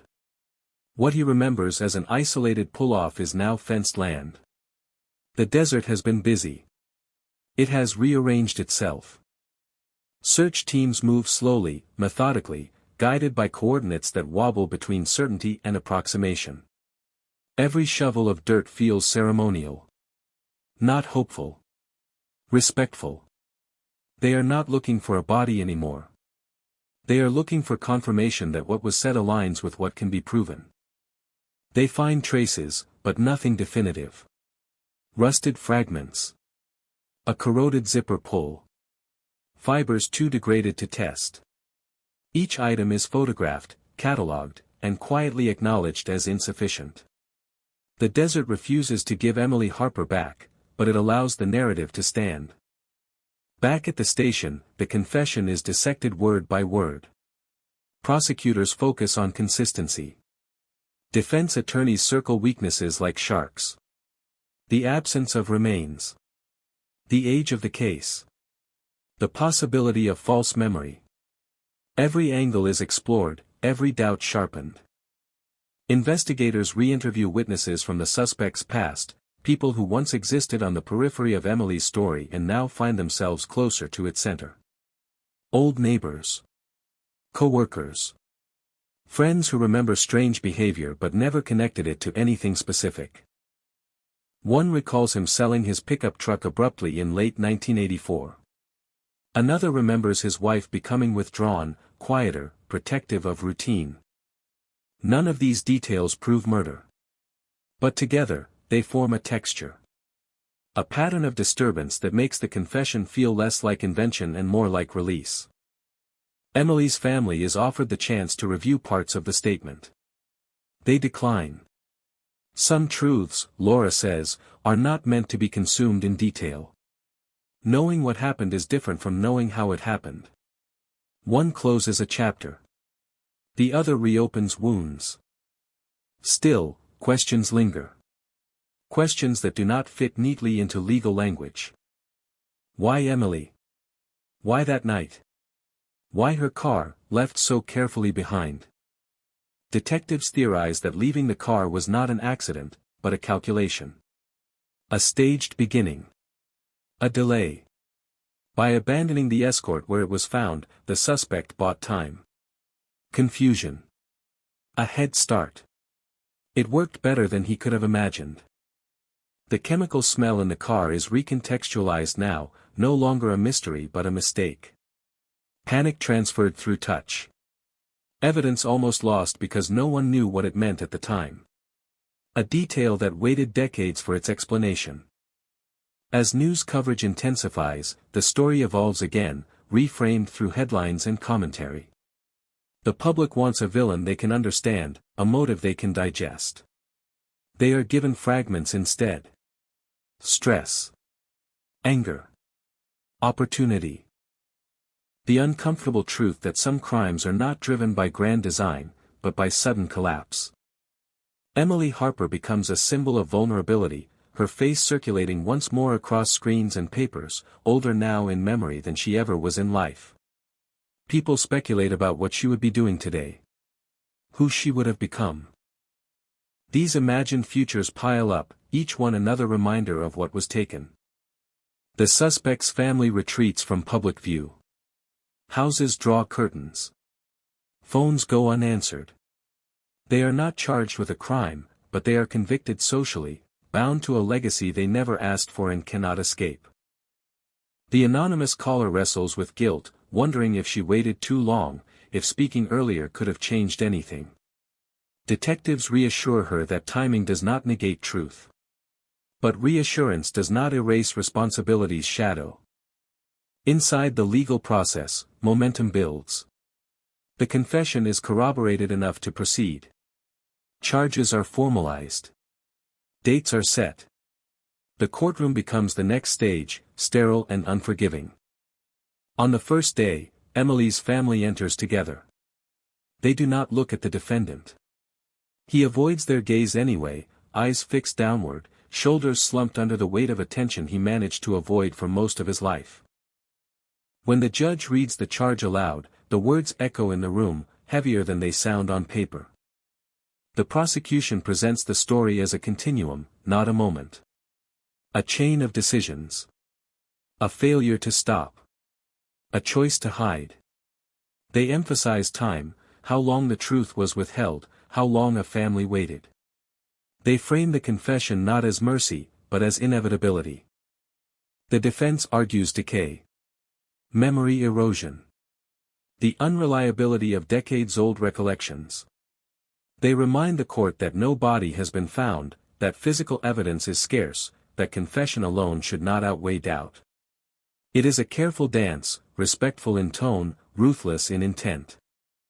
Through it all, Emily Harper is present only through documents and photographs. She does not speak. She does not age. She remains frozen in 1984, untouched by the passage of time that reshaped everyone else in the room. When the plea is entered, it is quiet. No drama. No last-minute reversals. The defendant's voice barely carries as he accepts responsibility in legal terms, stripped of emotion, filtered through counsel. It is enough to satisfy the court. It is not enough to satisfy anyone else. Sentencing arrives months later. The judge acknowledges the weight of history, the pain inflicted, the years stolen. The sentence reflects the gravity of the crime, though everyone understands it can never restore balance. The gavel falls. The room exhales. Outside, reporters gather statements. Emily's sister speaks briefly. She thanks the investigators. She thanks the caller. She does not forgive. She says forgiveness is private, and today is about truth. As the case officially closes, detectives return Emily's file to the archive, now stamped resolved. It sits differently among the others, no longer an open question, but not a victory either. Solved does not mean healed. It means accounted for. The desert remains unchanged, indifferent to human resolution. State Route 447 still cuts through it, asphalt against infinity. Cars continue to pull over for ordinary reasons. People continue to help strangers, to trust, to assume safety. But somewhere in that vastness, a story has been anchored at last. Not with remains. Not with certainty. But with enough truth to stop the waiting. Emily Harper's name is spoken now with finality, not as a question mark, but as a statement. She existed. She mattered. And even after decades of silence, the truth found its way back, carried not by science or chance, but by a family secret that finally refused to stay buried. Closure is a word people reach for when they don't know what else to say. It sounds tidy. It sounds humane. But in the weeks after the sentencing, Emily Harper's family learns what closure really is, not an ending, but a rearrangement. Grief doesn't disappear. It changes posture. It stops leaning forward, waiting for news, and starts pressing inward, demanding space to exist without questions. Laura feels it first. The silence after the last court date is different from the silence before. Before, it was charged, electric, always on the verge of interruption. Now it is flat. Final. She wakes up expecting updates that will never come.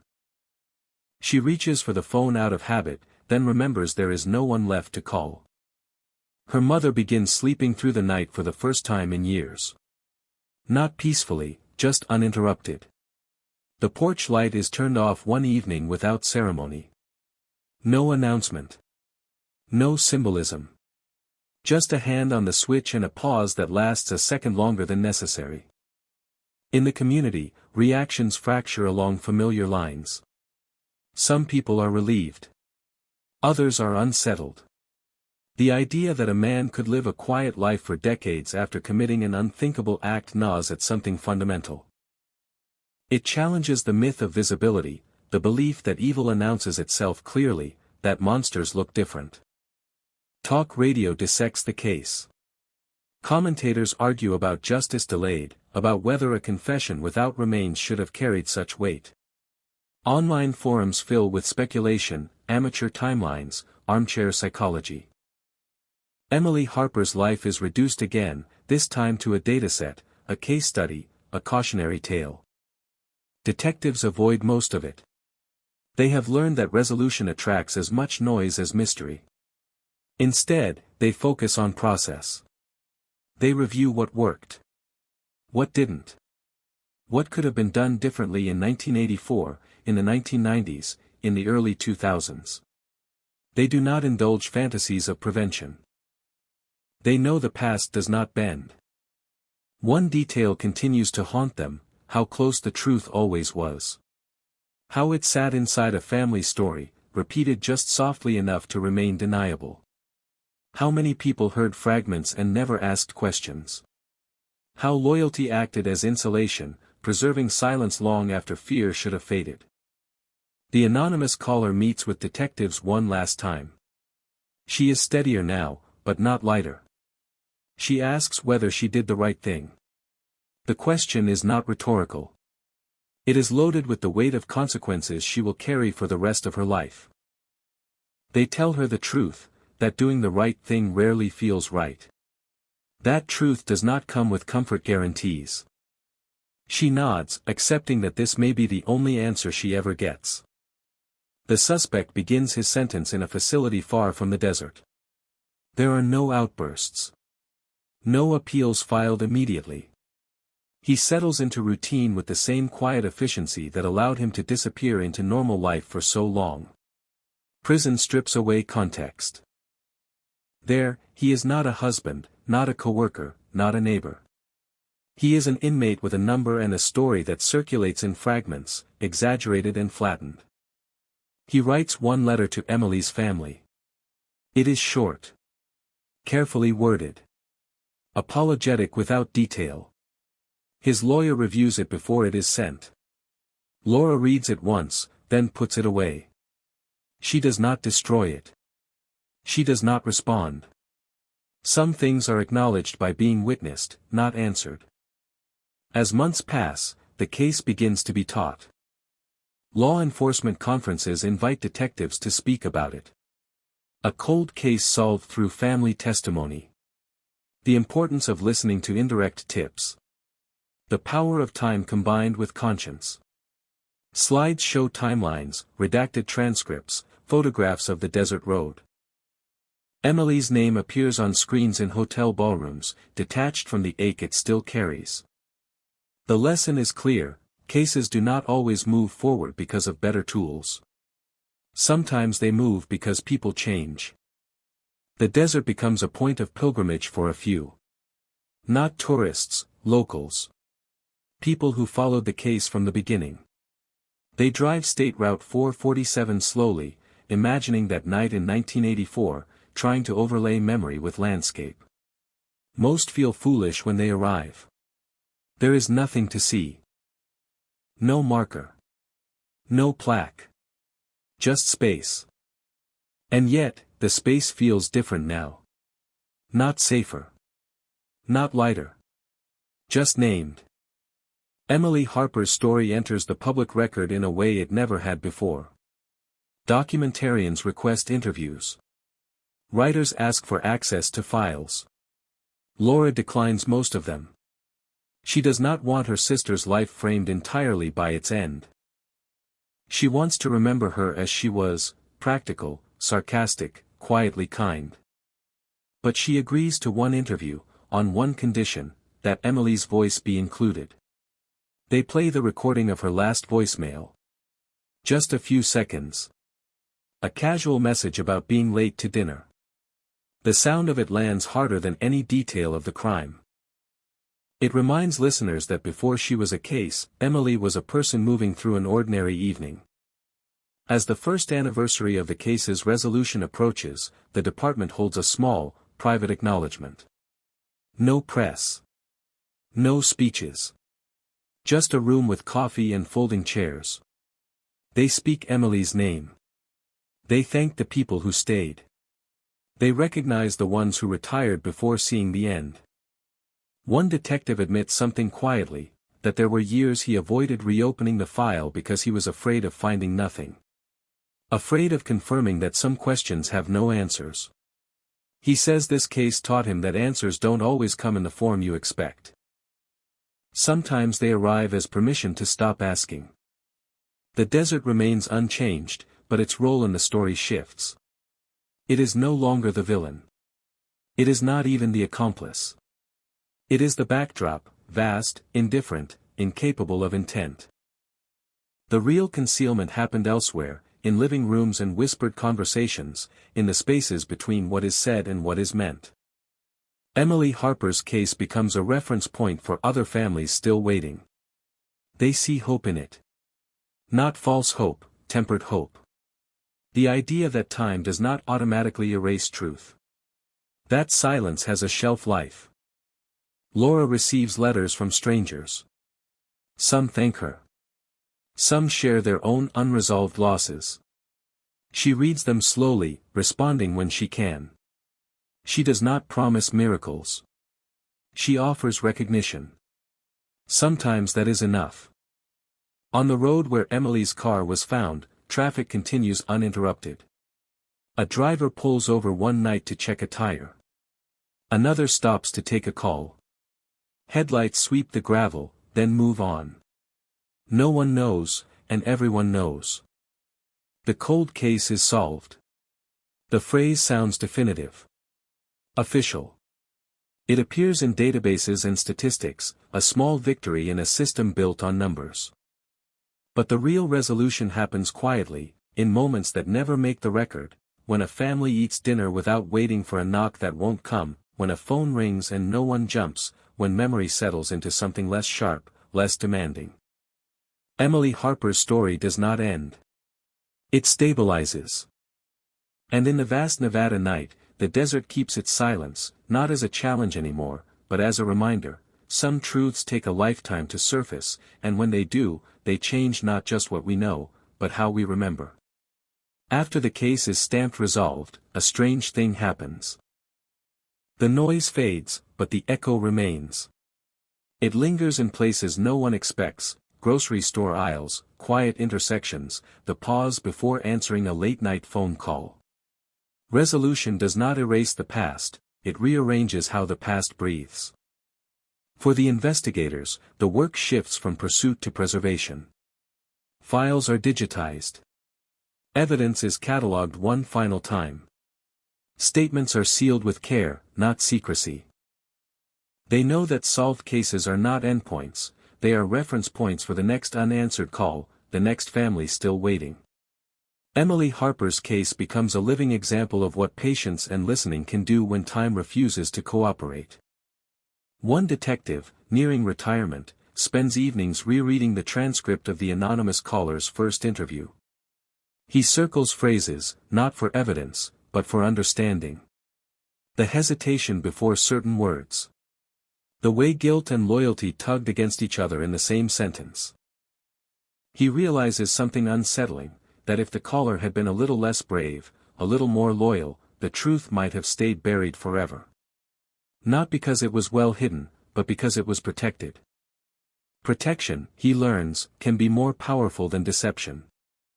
Emily's family begins the slow process of reclaiming normalcy. Not rebuilding, reclaiming. There is a difference. Rebuilding implies replacement.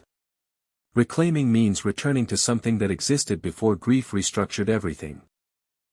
Laura reorganizes her home office, finally taking down the wall of clippings that once served as both shrine and mission board. She keeps a single photograph on her desk. Emily at 25, mid-laugh, eyes squinting against sunlight. Their mother donates Emily's clothes, piece by piece, over months. She cannot do it all at once. Each item carries a memory, and memories are heavy when lifted too quickly. She keeps one sweater. No explanation. None is needed. The community moves on in the way communities always do, unevenly. Some people stop talking about the case entirely, relieved that the discomfort has passed. Others can't let it go, replaying details in conversation, testing theories that no longer matter. The truth has not quieted curiosity, it has given it sharper edges. At a town hall meeting unrelated to the case, a resident stands and asks a question that surprises everyone: how many other stories like Emily's are still sitting unresolved, waiting for someone to speak? The room goes quiet. No one has an answer. The question hangs there, unanswered, a reminder that solved does not mean rare. Media attention dwindles, but documentaries continue their slow orbit. One filmmaker insists on visiting the desert at dawn, chasing atmosphere. He films the road where the escort was found, the horizon bleeding light. Later, he admits the footage feels empty. Honest, but empty. The story, he realizes, does not live in the landscape. It lives in the people who carried it. Inside the prison, the man who confessed settles into the anonymity he avoided for most of his life. He is not famous there. He is not infamous. He is another inmate with a past that circulates in fragments. He attends programs. He keeps to routine. He avoids questions. At night, he dreams of headlights and dust and a decision that cannot be rewound. Dreams do not respect plea agreements. He requests one thing through official channels: permission to write a more detailed letter to Emily's family. It is denied. Not out of cruelty, but out of protection. There is no need to excavate further pain. The truth has been accounted for. The rest belongs to memory, and memory does not need elaboration. Laura thinks often about the word if. If someone had spoken earlier. If someone had listened more closely. If the technology had existed. If the road had been busier.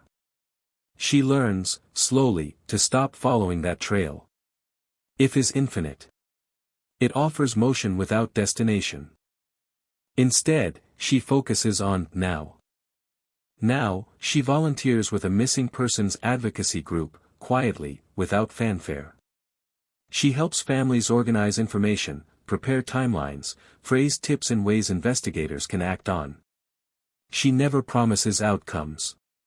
She promises attention. That, she knows, is the rarest currency. At one meeting, a woman asks how she survived not knowing for so long. Laura answers honestly. She didn't survive it. She adapted to it. There is a difference. The anonymous caller watches from a distance as Emily Harper's name settles into public memory in a new way. She is not celebrated. She is not blamed. She exists in a strange middle space, known only to those who need to know. Sometimes she regrets speaking. Sometimes she regrets waiting. Both feelings coexist without canceling each other out. She attends a family gathering months later, smaller than usual. Some relatives know. Some don't. Conversations skirt the edges of what happened, avoiding direct contact. She realizes then that speaking did not fracture the family, it revealed fractures that were already there. Truth did not break anything. It exposed. The Nevada desert continues its quiet work. Seasons change. Wind reshapes dunes. Tracks vanish overnight. Nature does not remember. People do. A local school invites a detective to speak to students about cold cases and civic responsibility. He tells them Emily's story without graphic detail, focusing instead on listening, to instincts, to offhand remarks, to discomfort. He tells them that information does not always arrive wrapped in certainty. Sometimes it arrives as doubt that refuses to settle. A student asks if he believes every case will eventually be solved. The detective pauses. He chooses honesty over inspiration. No, he says.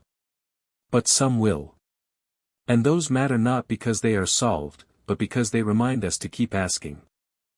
On the anniversary of Emily's disappearance, Laura drives State Route 447 alone. Not to mourn. To witness. She pulls over near where the car was found, steps out into the quiet, lets the wind move around her. There is no ceremony. No speech. Just presence. She thinks about the version of herself who once believed answers would fix everything. She smiles at the naivety, not with bitterness, but with understanding. Answers do not fix. They ground. When she returns to her car, she does not look back. In the months that follow, Emily Harper's case is cited in policy discussions about cold case funding, about tip line management, about the importance of revisiting old assumptions. It influences training modules. It alters checklists. Its impact spreads quietly, bureaucratically, effectively. The phrase, family tip, becomes shorthand among investigators, a reminder that proximity to truth is not always visible. That sometimes, the closest witnesses are the least obvious. Emily's story continues to ripple outward, touching cases it will never meet directly.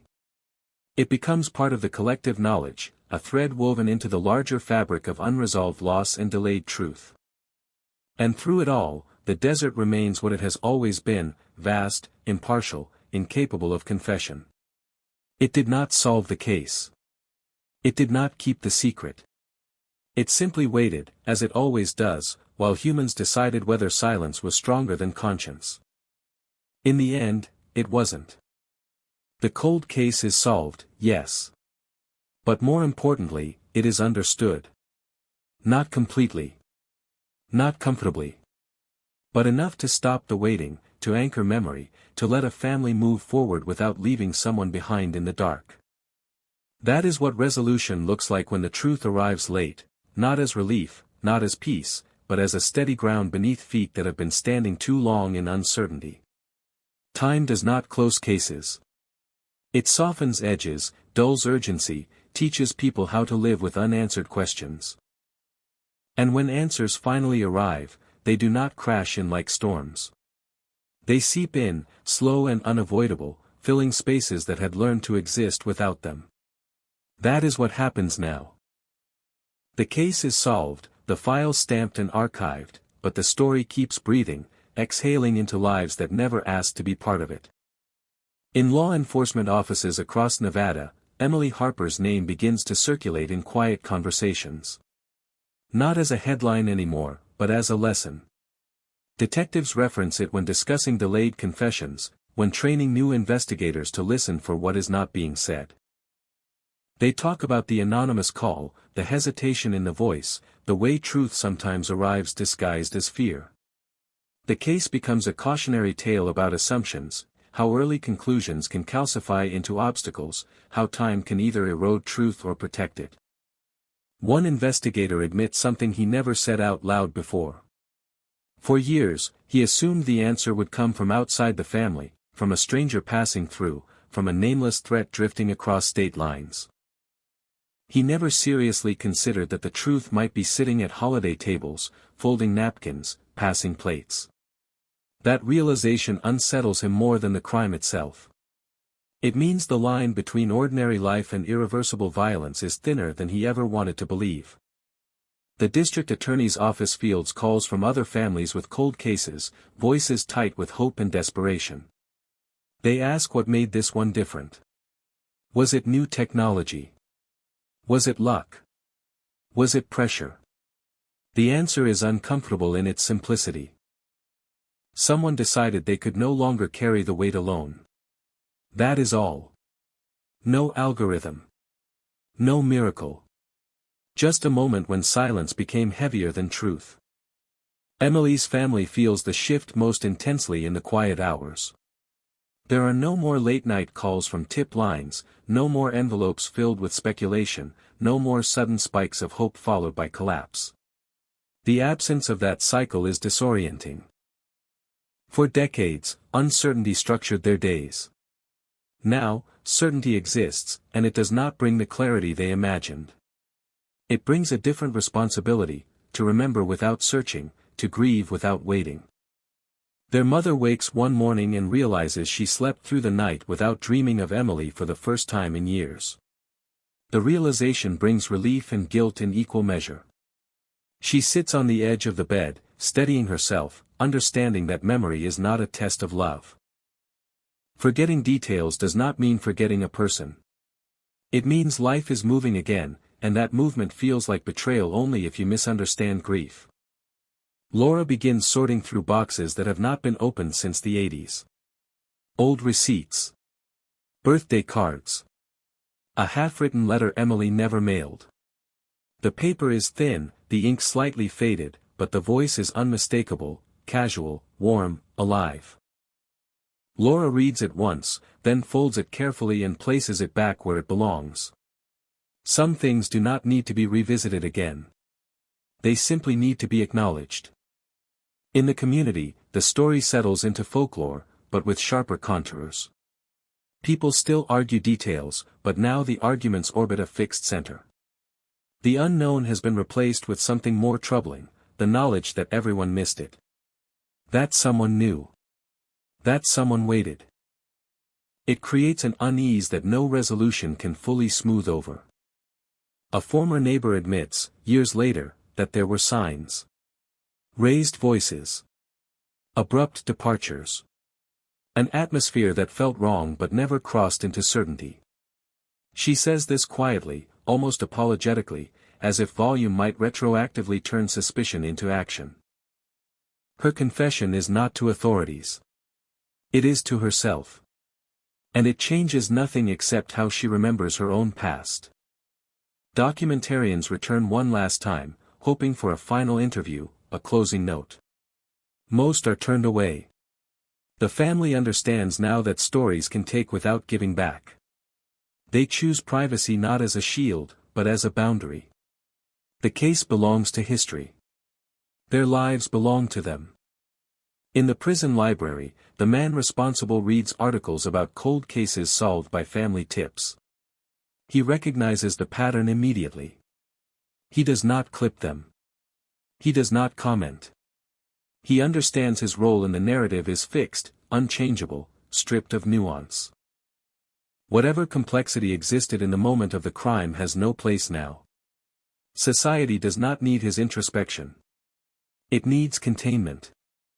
At night, he listens to the quiet settle over concrete walls and thinks about how many years passed before the truth surfaced. He realizes something that unsettles him more than guilt, that the world did not need him to speak to move forward. His confession did not save anyone. It only closed a door that had been open too long. That knowledge follows him into sleep. Laura attends a conference on unresolved cases, invited not as a speaker, but as an observer. She sits in the back, listening to families describe the same waiting, the same exhaustion, the same fragile hope. She does not interrupt. She does not offer advice. She knows now that every case is its own ecosystem of pain. Comparison does not heal. Presence does. During a break, a man approaches her, eyes red, voice tight. He asks how she knew when to stop searching. Laura answers without hesitation. She did not choose to stop. The search ended when the truth arrived. Until then, stopping was never an option. The man nods, not comforted, but understood. Sometimes that is enough. The phrase, "cold case solved," continues to appear in headlines, but its meaning shifts for those who lived inside it. Solved does not mean finished. It means transformed. The past does not disappear. It becomes fixed, no longer shifting under speculation. That stability allows memory to settle into something bearable. Emily's name appears on a small plaque at a local park, part of a memorial for victims of unsolved crimes, now updated. The addition feels strange, she is no longer unsolved, yet she belongs there. Her life intersected with that uncertainty for too long to be separated from it entirely. Laura touches the metal briefly, then steps back. Memorials are not for the dead. They are for the living, reminders of what vigilance costs and what silence can destroy. As years pass, references to the case become less frequent, but more precise. Facts replace rumors. The story loses its sharpest edges but gains weight. It becomes a marker in time, a point others measure against. Before this confession. After that phone call. The calendar of justice is uneven, but it does move. In quiet moments, Laura thinks about the anonymous caller. She imagines the decision, the shaking hands, the moment when secrecy finally cracked. She feels no anger. Only a distant sorrow for all the years lost to fear. She understands now that truth is not heroic by default. Sometimes it arrives late, damaged, incomplete. That does not make it useless. It makes it human. The desert road where the car was found remains unremarkable to passing drivers. No sign marks it. No fence surrounds it. It looks like any other stretch of asphalt cutting through open land. That anonymity feels right. The place does not need significance imposed upon it. It already holds enough.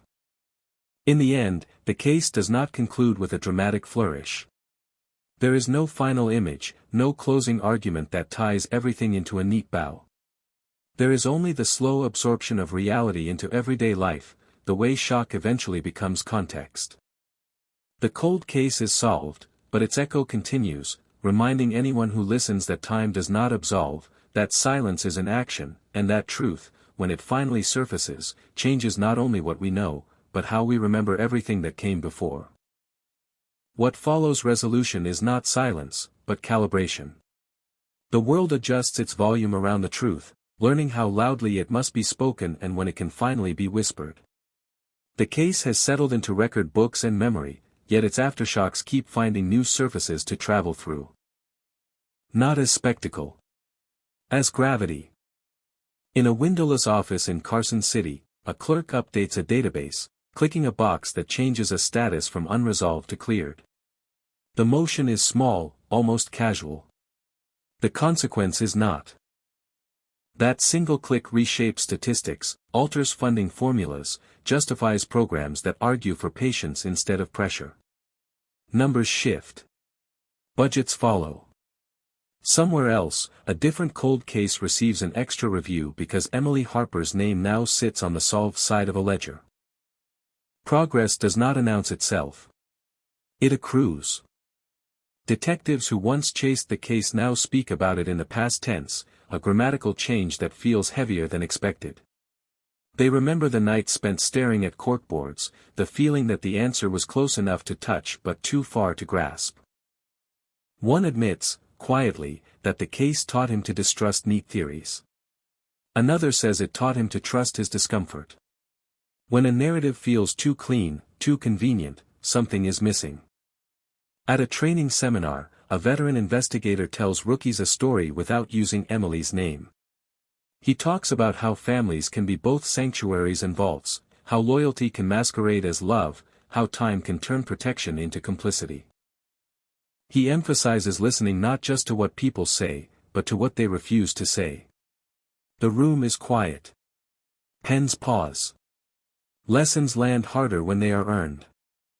Laura continues her work with advocacy groups, traveling when asked, declining when tired. She learns how to read rooms quickly, how to spot the people who want answers and the ones who want validation. She offers neither. She offers structure. Timelines. Checklists. The language investigators understand.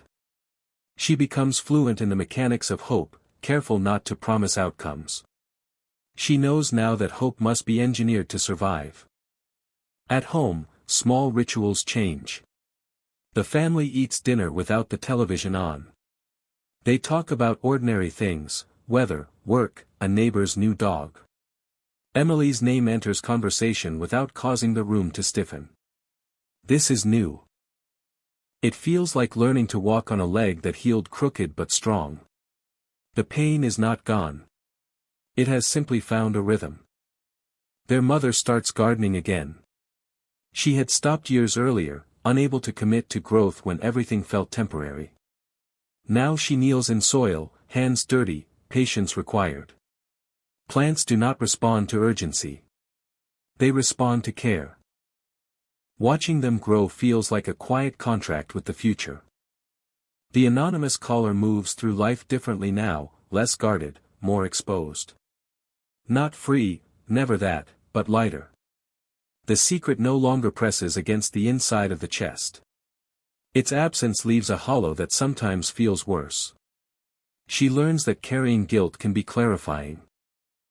Releasing it can be destabilizing. There is no instruction manual for what comes after confession, especially when forgiveness is neither asked for nor offered. She hears Emily's name on a podcast one afternoon, spoken with measured distance, and turns it off halfway through. The story is accurate, but accuracy is not the same as truth. Truth includes weight. Podcasts flatten it. She understands then that some stories should be carried, not consumed. In the prison yard, seasons change without ceremony. The man who confessed watches them pass, each one indistinguishable from the last except in temperature and light. He attends counseling sessions where he is encouraged to articulate remorse, to name motivations, to excavate the moment until it yields meaning. He does the work. It does not change anything. Understanding does not equal absolution. He accepts this with a resignation that surprises even him. He writes letters he never sends. Pages fill with explanations no one asked for. Eventually, he stops. Words cannot reverse time. They can only trace its damage. Back in the community, a local journalist pitches a follow-up piece, not about the crime, but about the aftermath. How resolution alters a town's self-image. How people reconcile their proximity to something terrible. The editor hesitates. The appetite for that kind of story is uncertain. Closure sells better than complexity. The pitch is shelved. The journalist saves her notes anyway. Some stories wait for the right moment. At a public library, a display on cold cases features a timeline of investigative methods across decades. Emily's case is included, not as a centerpiece, but as an example of convergence, old evidence meeting new willingness to speak. A teenager stops, reads, asks a librarian why someone would wait so long to tell the truth. The librarian considers the question carefully before answering. Fear, she says. And love. And the confusion between the two. Laura receives an email from a family whose case remains unsolved. They thank her for listening, for helping them organize their information, for not disappearing when the conversation became repetitive. They do not ask for miracles. They ask for stamina. Laura replies simply. She understands that endurance is sometimes the only gift available. On the anniversary of the confession, a small article appears in a regional paper. No headline screams. No adjectives inflate. It notes the date, the resolution, the impact. It quotes a detective who says the case reminds them why they never throw anything away. Files, notes, instincts, all of it matters eventually. The article runs on page 3. It is enough. In private moments, Laura grapples with an unexpected emotion, anger not at what happened, but at how long it took to stop happening. She recognizes the feeling and lets it pass. Anger has done its work. It carried her through the years when hope felt reckless. Now it has nowhere useful to go. She begins writing again, something she abandoned long ago. Not about the case. About mornings. About roads. About the way Nevada light changes everything it touches. The act feels like reclaiming a voice that had been repurposed for advocacy. She does not share the writing. It is not meant to be read. It is meant to exist. In law schools, the case appears in discussions about delayed justice. Students debate ethical questions, the value of late truth, the limits of punishment, the responsibilities of witnesses. There are no clean answers. The case resists them. That resistance becomes its most enduring contribution. The desert, unchanged, continues to absorb heat by day and release it at night. The road remains ordinary. Drivers pass without slowing. Life refuses to arrange itself around tragedy forever. This is not cruelty. It is survival. As time moves forward, the phrase, cold case, begins to feel less like a category and more like a condition, a state where truth is present but inaccessible, waiting for the right pressure to surface. Emily's case demonstrates that pressure can come from anywhere. Technology. Persistence. Or a single human voice deciding, finally, to break its silence. In the end, what remains is not the crime, nor even the confession. It is the lesson that truth does not operate on our schedules, that justice is often late and always incomplete, and that resolution is not an ending but a transition into a different kind of remembering. The story continues, not in headlines or files, but in how people choose to listen, to speak, to act when the weight of knowing becomes too heavy to carry alone. That is where the case truly lives now, not in the past, but in the choices it quietly shapes, long after the record has been closed. The final chapter of a cold case never announces itself as final. It arrives disguised as routine, as repetition, as days that no longer revolve around waiting. The case is closed, the confession logged, the evidence catalogued, yet the true ending unfolds quietly, in choices made when no one is watching. This is where the story finishes its long descent from urgency into permanence. Years after the breakthrough, Emily Harper's name is spoken less often, but with more care. It surfaces in classrooms, in training rooms, in conversations between investigators who have learned to distrust certainty. Her story has become a marker, a point of orientation, not a spectacle. It is referenced when someone asks whether it is worth reopening old files, worth listening again to voices that once seemed unreliable. The answer is no longer theoretical. It is lived. In the district office, a new generation of analysts pores over data with tools that did not exist in 1984. Algorithms flag patterns, timelines compress, connections form faster than ever. But when a supervisor points to Emily's case, the lesson is not technological. It is human. The decisive variable was not software. It was conscience. Someone chose to speak. Everything else followed. Laura's life settles into a shape that would have been unrecognizable decades earlier. Advocacy remains part of her identity, but it no longer defines every waking hour. She learns how to say no without apology, how to protect her own quiet. The work taught her endurance. The aftermath teaches her restraint. Both are necessary to survive what she has seen. On certain mornings, she drives without destination, letting the road decide. Nevada stretches endlessly in every direction, indifferent and honest. She has come to appreciate that quality. There is comfort in landscapes that do not pretend to care. They allow people to project, to process, to leave pieces of themselves behind without ceremony. Their mother grows older, slower, but steadier. She speaks of Emily now in the present tense, not out of denial, but out of intimacy. Emily is still part of the household rhythm, referenced in jokes, remembered in decisions. The absence has integrated into life rather than interrupting it. Grief, she realizes, does not vanish. It matures. The anonymous caller remains anonymous. That was the agreement. That is the boundary. Her life moves forward without public reckoning, without absolution, without applause. She carries a quieter burden now, the knowledge that truth spoken late still counts, but cannot restore what was lost. She accepts this without ceremony. Some debts cannot be paid. They can only be acknowledged. Occasionally, she dreams of a phone ringing endlessly, unanswered. She wakes with the sound still echoing, unsure whether it is memory or imagination. In those moments, she reminds herself that silence was broken. That matters. It has to. In prison, time becomes a series of identical intervals. The man who confessed ages visibly, the sharpness of his features softening into something unremarkable. He is no longer the center of anything.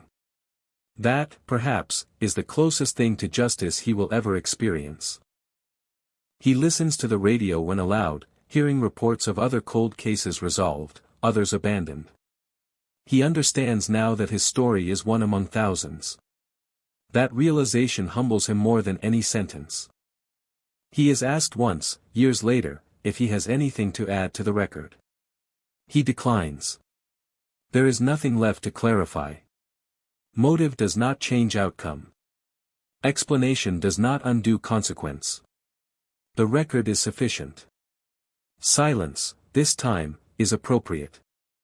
The community that once vibrated with suspicion and speculation has long since absorbed the truth into its collective memory. New residents arrive unaware of the history beneath their feet. Old residents remember, but without urgency. The case no longer defines the town. It informs it. That distinction matters. Identity built on tragedy eventually collapses. Identity informed by memory can endure. A local teacher assigns a project on unresolved mysteries, encouraging students to examine how narratives evolve over time. One student chooses Emily Harper's case, surprised to learn it was once unsolved. She asks her parents about it, receives fragments in response. The fragments are enough. The student learns that truth is not static, that stories can change shape when new voices enter them. It is a lesson that will follow her long after the assignment is graded. At a conference years later, Laura is asked to speak, not about the investigation, but about aftermath. She hesitates before accepting. The temptation to retreat is strong. But she understands that endings need witnesses too. She speaks about living after answers, about the strange emptiness that follows resolution, about the need to redefine purpose when the central question disappears. The room listens, not because the story is dramatic, but because it is honest. She ends her talk without advice, without slogans. Just one observation. Closure, she says, is not the opposite of loss. It is the ability to carry loss without letting it dictate every step. The applause is restrained. Respectful. It feels right. Emily's case continues to surface in policy discussions, in grant proposals, in arguments for preserving evidence indefinitely. It strengthens the case for patience in a system addicted to speed. It becomes proof that answers delayed are not answers denied, but only if people remain willing to listen. The desert remains unchanged. It does not commemorate. It does not judge. It simply exists, holding heat and releasing it, erasing footprints with methodical indifference. In that constancy, there is a strange comfort. Nature does not rush resolution. It allows time to do its work. On an unremarkable afternoon, Laura receives a message from a young investigator thanking her for advice she does not remember giving. He writes that he reopened a case everyone told him was dead. That he listened longer than was comfortable. That he waited. The case is not solved yet, but it feels closer. Laura reads the message twice, then deletes it. Not out of dismissal, but out of humility. Outcomes do not belong to individuals. They belong to moments when persistence meets opportunity. As decades pass, Emily Harper's story continues its quiet migration from news to knowledge. It becomes less about what happened and more about what it revealed, about families, about fear, about the cost of silence. It is no longer consumed. It is consulted. The cold case is solved. That fact does not change. But its meaning continues to evolve, shaped by the lives it touched and the decisions it influenced. Resolution did not restore the past. It altered the future. That is the truest measure of its impact. In the end, the story does not close with justice standing triumphant or evil neatly contained. It closes with something far less dramatic and far more real, a community that learned, a family that endured, a truth that finally surfaced because someone decided the weight of silence was too heavy to bear. That decision echoes longer than any headline ever could. And in that echo, the case finds its final resting place, not buried, not forgotten, but settled, integrated, and carried forward as a reminder that even the coldest cases are warmed, eventually, by human choice.